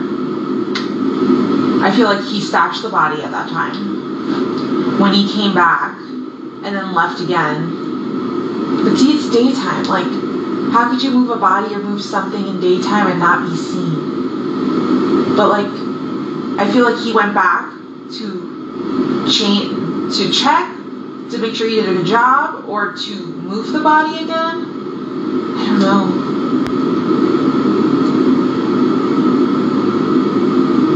But him leaving the house multiple times without his cell phone is sketchy as fuck. It's so suspicious.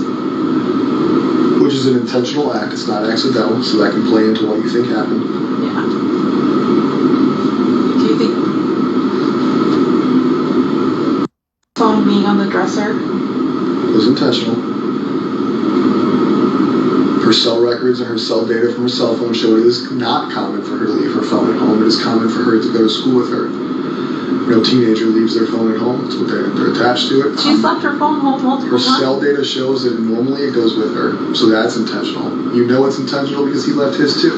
Yeah. Right? Whether it's an accident last Friday, this Monday, was not an accident. Yeah. So you think that he dumped her when he was driving around? You think that when he left, he went to check her body? Possibly. Okay. Why would you go back out to 182 without your cell phone? I don't disagree. So he goes out to 192. We think he may have checked where he dropped her or dumped her. He comes home. He tells you he's just roaming around aimlessly. Right? Yeah. So that's twice on 192 in one day, because he went to look at the House of Cards bullshit or whatever it is, yeah. and then he went to do the roaming to look for her on this random highway that he never goes to. Okay. Okay? We go into the next day and the next day. Think of the suspicious things he's done. Tell me what you think he's doing.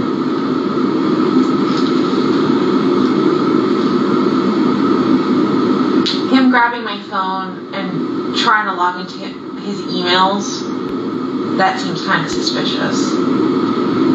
What was he trying to see? What was he trying to do?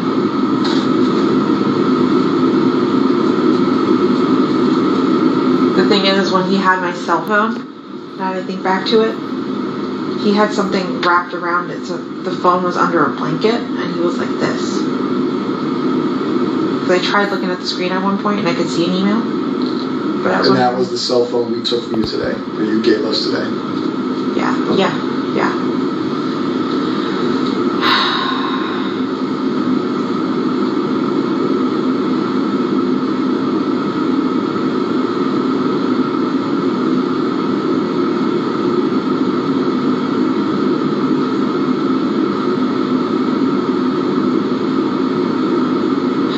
Tell me if this is true, because I recall a family member telling me something, like my sister. Was the last thing searched on it Amber Alert? Her cell phone has Amber Alert searches in it, but I looked through her cell phone last night. I do believe that she may have been clicking on links for Amber Alerts that came through. I don't think she was actually searching them. Okay. They could have just been links she clicked on. Okay. Because I wasn't sure if that was him Googling on her phone about Amber Alerts, or if that was her. That we will never know. He is not obviously cooperating.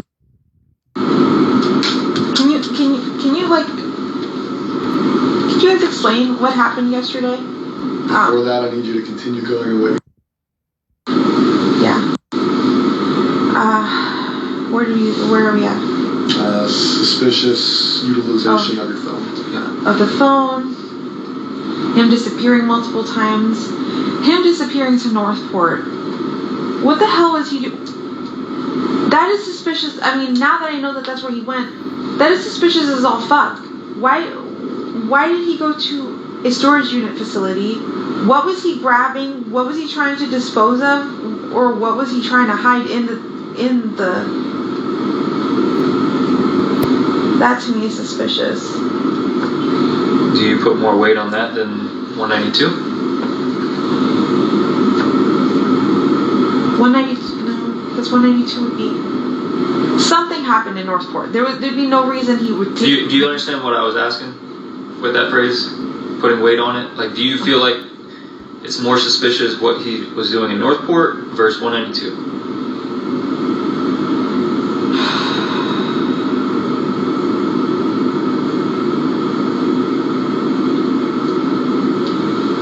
I don't know which one's I don't know which one is more suspicious to me. They both 192 seems to me like the easiest place he could have dumped her, or like figured out where to put her. Unless she was in my trunk the whole time and he went to Northport. The trunk of your car? Yeah. Didn't you drive your car at some point? Did you guys sit in your car at some point? I did. So that's what I'm saying. Like, I would have probably smelled something, but I didn't. So I'm just trying to think. I'm like, did he stash a body in Northport? No, I don't think so. He was probably hiding something or destroying something. So I guess 192 would probably be the most important right now.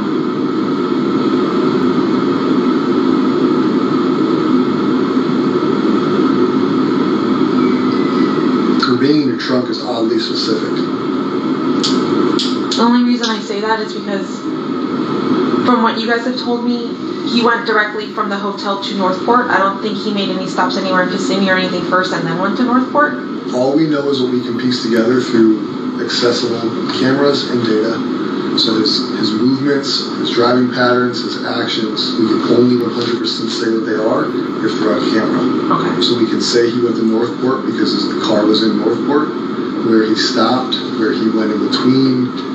That cannot be factual from us if we don't have a camera. It can just be an assumption, which is why I want your assumptions, because you know him, I don't. Yeah.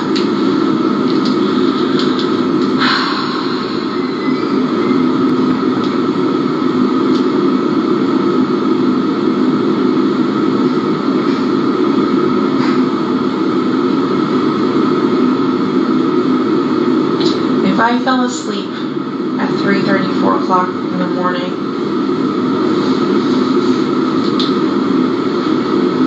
at the hotel, what was that, Monday night? Tuesday night? One of them.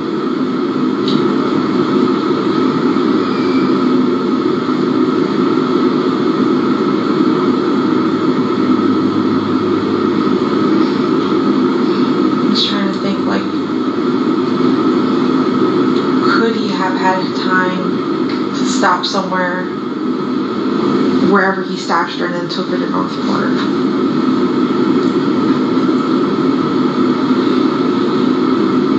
I think he had time.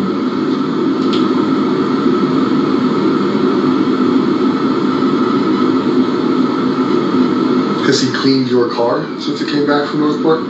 Has he brought it to a car wash? Has he detailed it? Paid somebody to come out? No. Because you, through your, we call it a fiction novel, you pieced together what you think happened based on a suspicious activity, and you ended with, you think he put her in your trunk and brought her to Northport. Yeah. I know I asked you to make assumptions, but now I want to know why.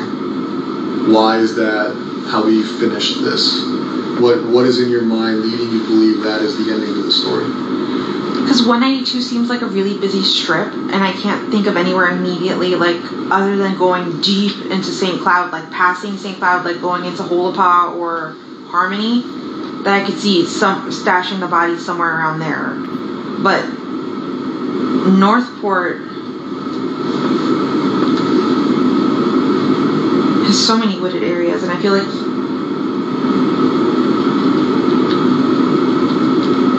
he would be familiar with both areas. I just don't know him to ever drive down 182 super far down, like into St. Cloud.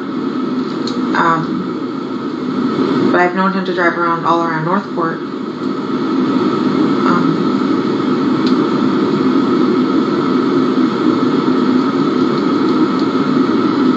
But see, I don't want to say anything and like lead you guys down to Northport to do a search and nothing's there. I'm just We're gonna go everywhere. We're searching the woods right now where she's not. Okay. I just want to be like, I know you guys are like looking at me for the details, but I'm like, I don't want to send you on a wild goose chase.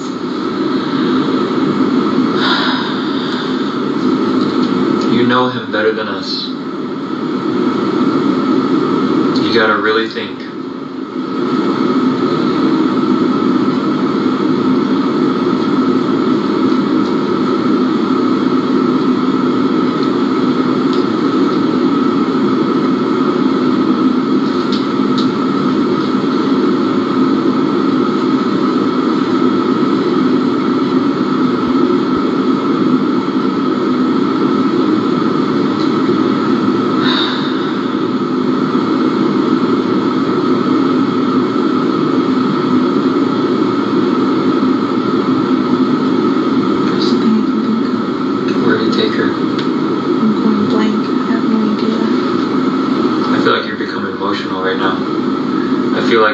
Tell us. No, if I knew what to tell you, I would tell you. If I had the truth, I would tell you. I don't know anything. Jennifer, where do you think he took her?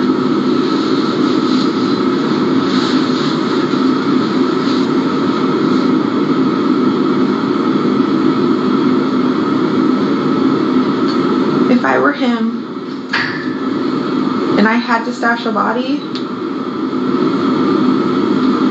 but I would never do this.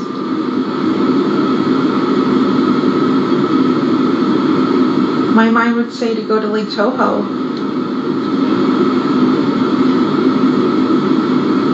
There's a lot of woods there, there's a lot of gators.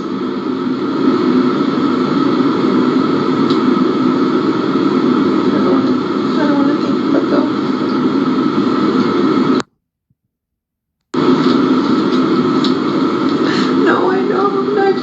About him getting eaten by gators.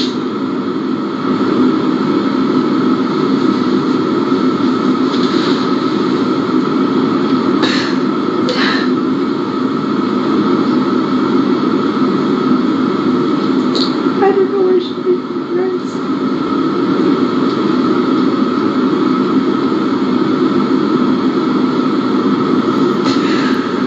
I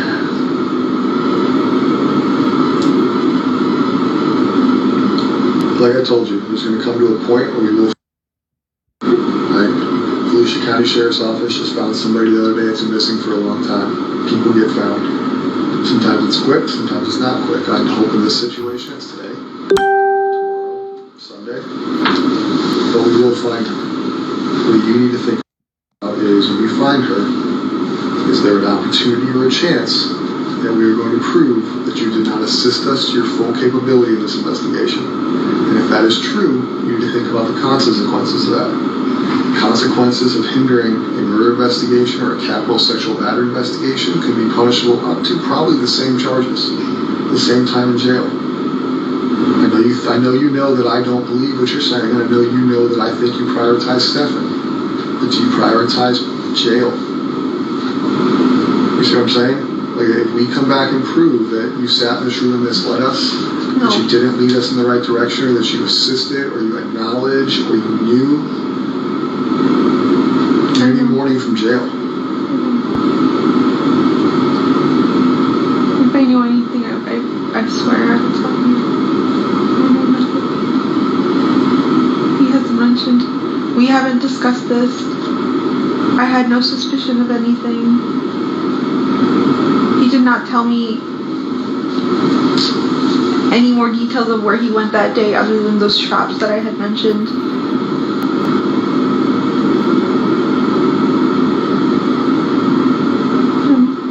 I'm giving you my truth.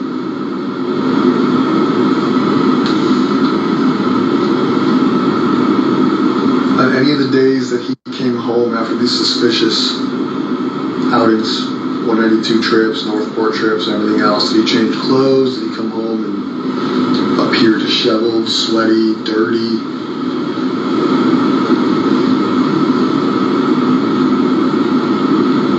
I don't believe he showered. He didn't bring that many changes of clothes with him, so I know he's repeated his outfit over and over.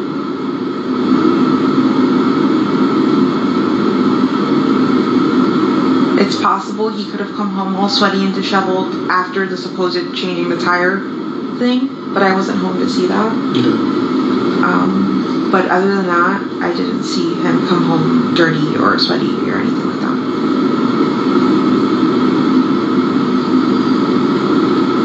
Did he do anything he normally doesn't do within the house around you?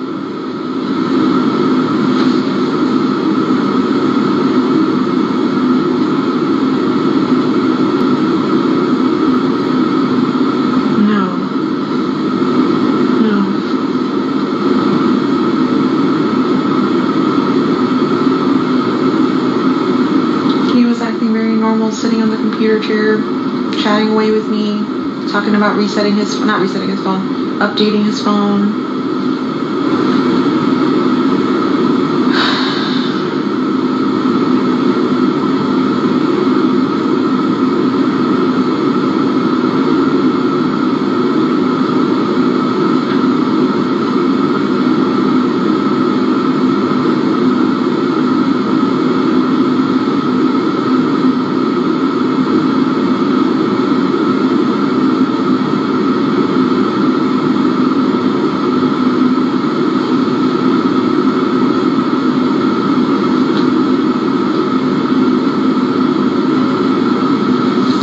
Tools in his car to change a tire, typically? I think he said there was a tire iron in the car and the jack. Did he bring it inside? Did he leave it in the car? After? I think he left everything was in the car.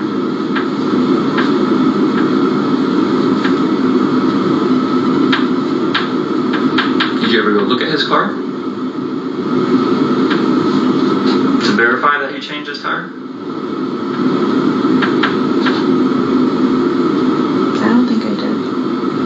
Never dawned on you to go double check. Because by the time he would have got back from the tire, you were gone, right? Yeah. What you told us? Yeah. And then she was reported missing. Yeah. During that time. Yeah. And it never dawned on you to be like, damn, did he really change his tire? Let me double check. No. We got home really late that evening and I didn't even think of doing that. This is part of our problem.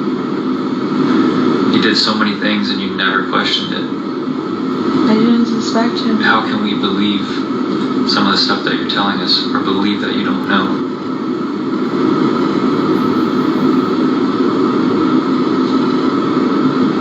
I don't know how to say it. I mean, I guess I'm stupid and gullible and very trustworthy, but I didn't think he'd be the type to do anything like this. I didn't doubt. But you knew he was vindictive. You described him as not trustworthy with his family. You described instances where you document where he was lying to his family, lying to you, lying to others. Lying to his family, yes, but lying to me. You discussed that he wasn't that good of a person. You had to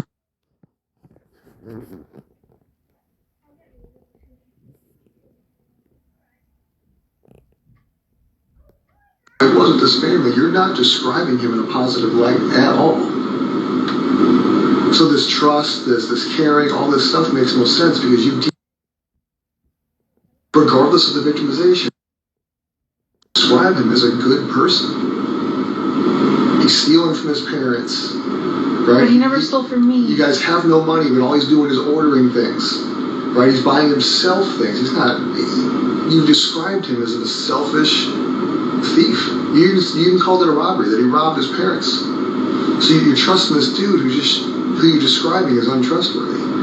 But I thought he was. What happened to her? Where did you... What's that? I can't fathom that. I can't wrap my head around that.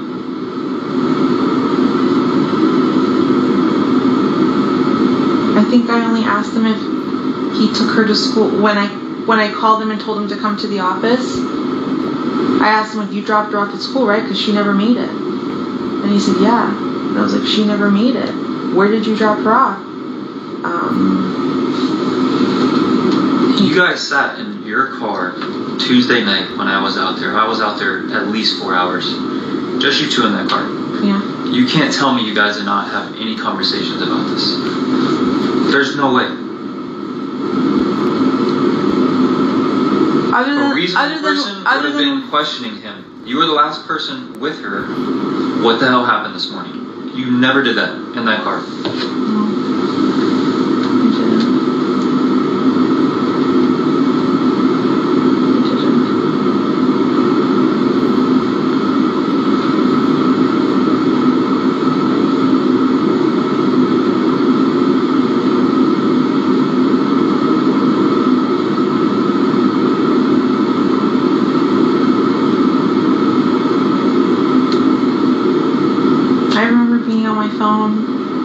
He was on my phone for a little bit.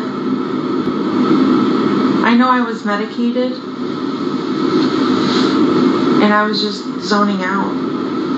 I wasn't thinking anything of anything. I never asked him. Just asking him that one time to me was, if he took her to school, that was enough answer for me. I don't know, I just wanted to think,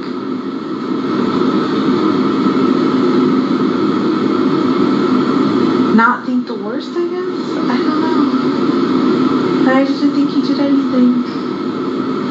Now I know. But then I didn't.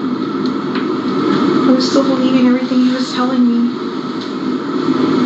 Juvenile robbery suspects utilize the excuse of, I was high on bars, I took Xanax, I was blacked out. Right? Every juvenile robbery suspect you interview, I was, in your words, medicated, in their words, high, incapacitated, drunk. It's an excuse to avoid admitting what happened. When you say you're medicated, I can't think of an amount of medication that will numb you so bad to numb the fact that the investigation is occurring right in front of your face, but you're missing. So being medicated is just an excuse to avoid answering why you didn't discuss with him what happened. It minimizes your guys' interaction by saying you were not fully coherent. But there's a person I know who can sit in a car and watch a bunch of detectives and crime scene investigators and everybody else search her house, seize her house, and be so numb that somehow is not ringing bells, is not overcoming the power of this little medication. There's no way. the human body will overcome that in a big situation. You didn't take enough medication to numb you of the reality of what was occurring. I mean, there's no way. Unless you were fully incapacitated, there's no way you were so numb that everything he described to you, everything I described to you was not in the forefront of your mind. You weren't numb. Just like these robbery kids weren't blacked out. They weren't high enough to not remember the robbery. They just don't want to talk about it. no, it wasn't clicking. It didn't click to me. Like, you guys telling me, like, it wasn't as obvious, like this and that. I still believed the story he had told me, that while we were sitting in the car, I still fully believed everything he had told me.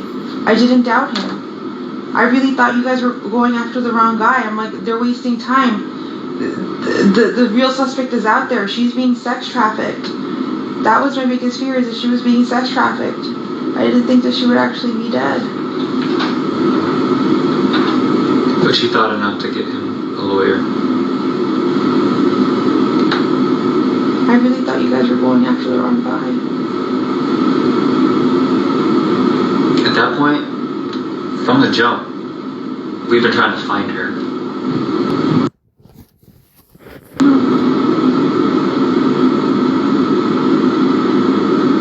That has been and will be our biggest priority. Him getting arrested for victimizing her was an accident. We only discovered that she was a victim because we took his phone. And I'm like so happy that happened, because if not, this would have continued to keep happening. Well, it wouldn't have, because he killed her on Monday. I'm talking about if she had been found. Found alive.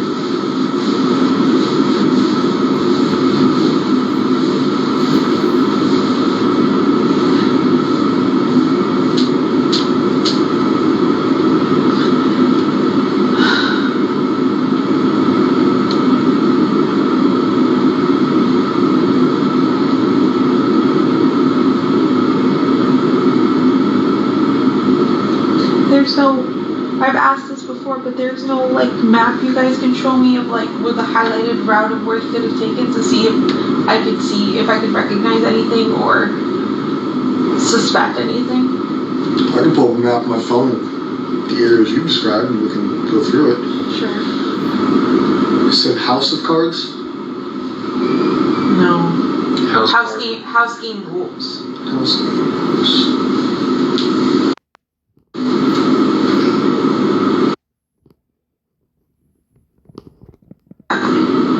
Just my friend, he would talk when she was around. And you just told me about the second person in St. Cloud. Who is that? Somebody I haven't seen in a long time. Her name is Courtney Brackman. She lives, can you pull up the map? Mm-hmm. But he's never been over to her house either.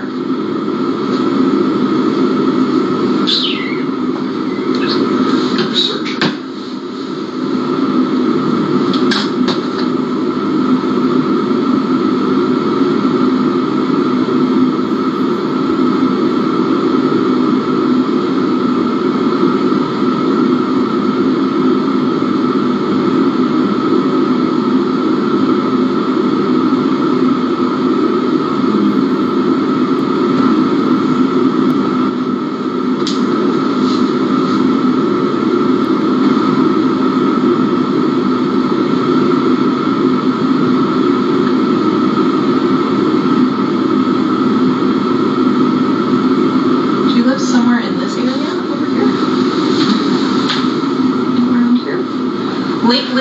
Familiar. I would go hiking there often. There's a preserve there. Yeah, a few years ago, we would go hiking all the time with my friend Courtney, the one who lives right by there. With Stefan? No, Stefan would never come. Now, would you tell him you're going to Lake Lizzie Preserve? I've mentioned it before, yeah, on the phone. Okay.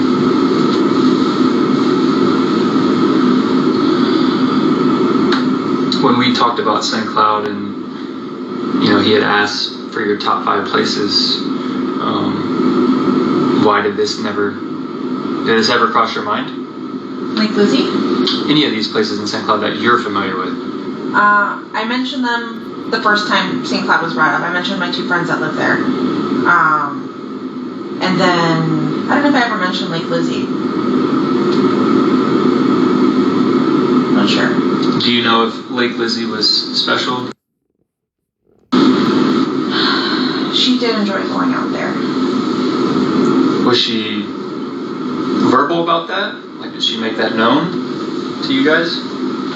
She always told me that if we were to go hiking out there to let her know, because I've gone hiking without her.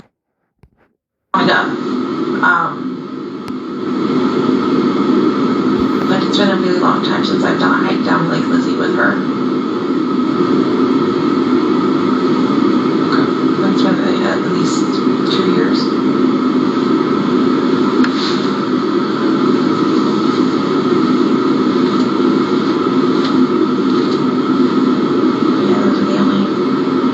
In St. Cloud that I would know, that I could think of, that he might be aware of, but...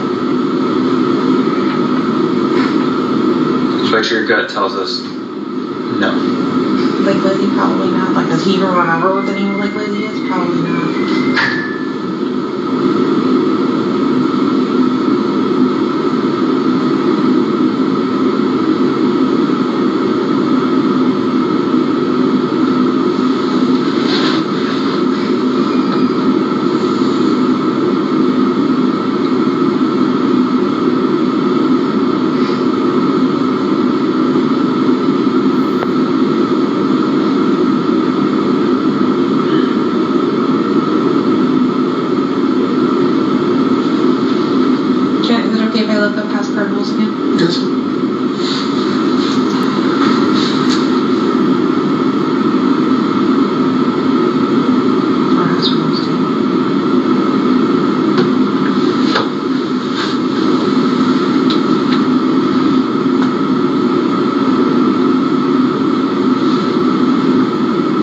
Video games? Yeah. World of Warcraft, into tabletop games like Dungeons and Dragons and Warhammer 40k, card games like Lorcana, which is a Disney card game. That's what he told me he was going to go do Monday. He was going to go look for Lorcana cards, and that's why he was going to go to House Rules Gaming. He was just going to make a few stops, and I said, why are you doing that? Why are you wasting time when we don't have money? Like, you don't have money to spend. He's like, oh, I'm just browsing. I just want to look. I want to see what they have available. That's all he said. Every time I did question him, he always had an answer.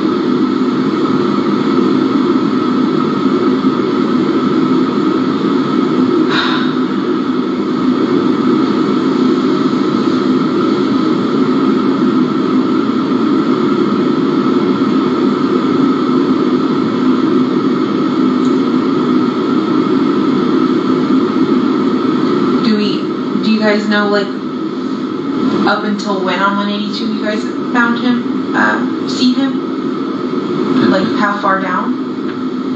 We just know it's St. Cloud. So I keep thinking, like, house game rules on 182, okay, it's got some secluded stuff in the background, or in the back of it, but it's still 182, it's still really busy.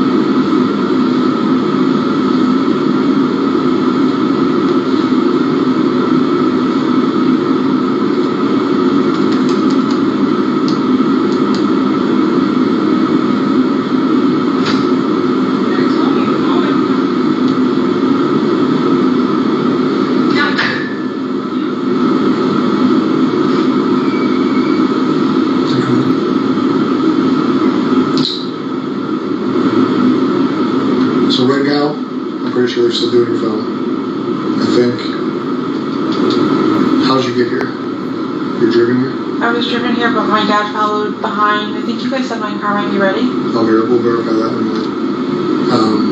The investigation is still going. Yeah. Right, Stefan also is not in charge of murder. Right, just a sexual. He's not, or he is? He has not been. Oh, okay. He's just been charged with sexual battery. I have a couple questions for you that are going to be on record. They're going to be official. I need you to answer truthfully. Because if they determine that you did answer not truthfully, you can be held accountable for it. Make sense? Yeah. Raise your right hand. Do you swear that everything we talked about today in this interview is true and correct? Yes. Did you lie to me or the detective at any time?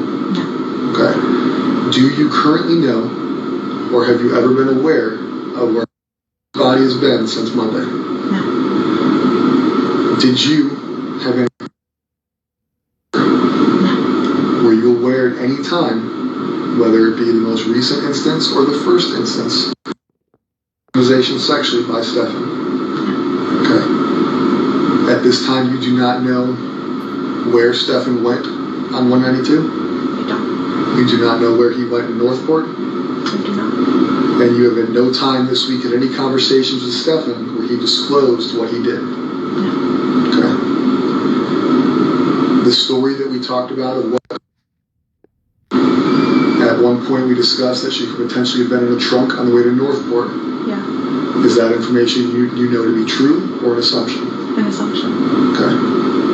Do you have any questions for us before we go check on the phone in the car? We may not be able to answer everything, but if you have questions, we can see if we can answer those questions.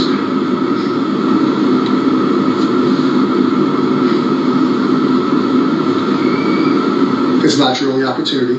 Your only opportunity phase was you saying you swear. Yeah. Okay. Lastly, the only opportunity, you obviously have numerous detectives' phone numbers, you have numerous agencies' phone numbers, things like that, so realistically, there will be other options for you to ask questions. I don't think I have questions right now. Okay. I don't want you to think I was purposely an asshole to you. No, I know. You're Alright. doing your job. Like I told you, like the sheriffs have probably reached out, you've been in communication with numerous people here. Those are my opinions and my opinions only. They don't reflect Sheriff Mina, the chief of PD, Kyle, any other detectives who talked to you. Alright? I personally don't know. Alright? We will be here all weekend. We will be here all night. My only hope is that you truthfully did not lie to us. You truthfully don't know where she was. And that you truthfully did not know what was happening to her.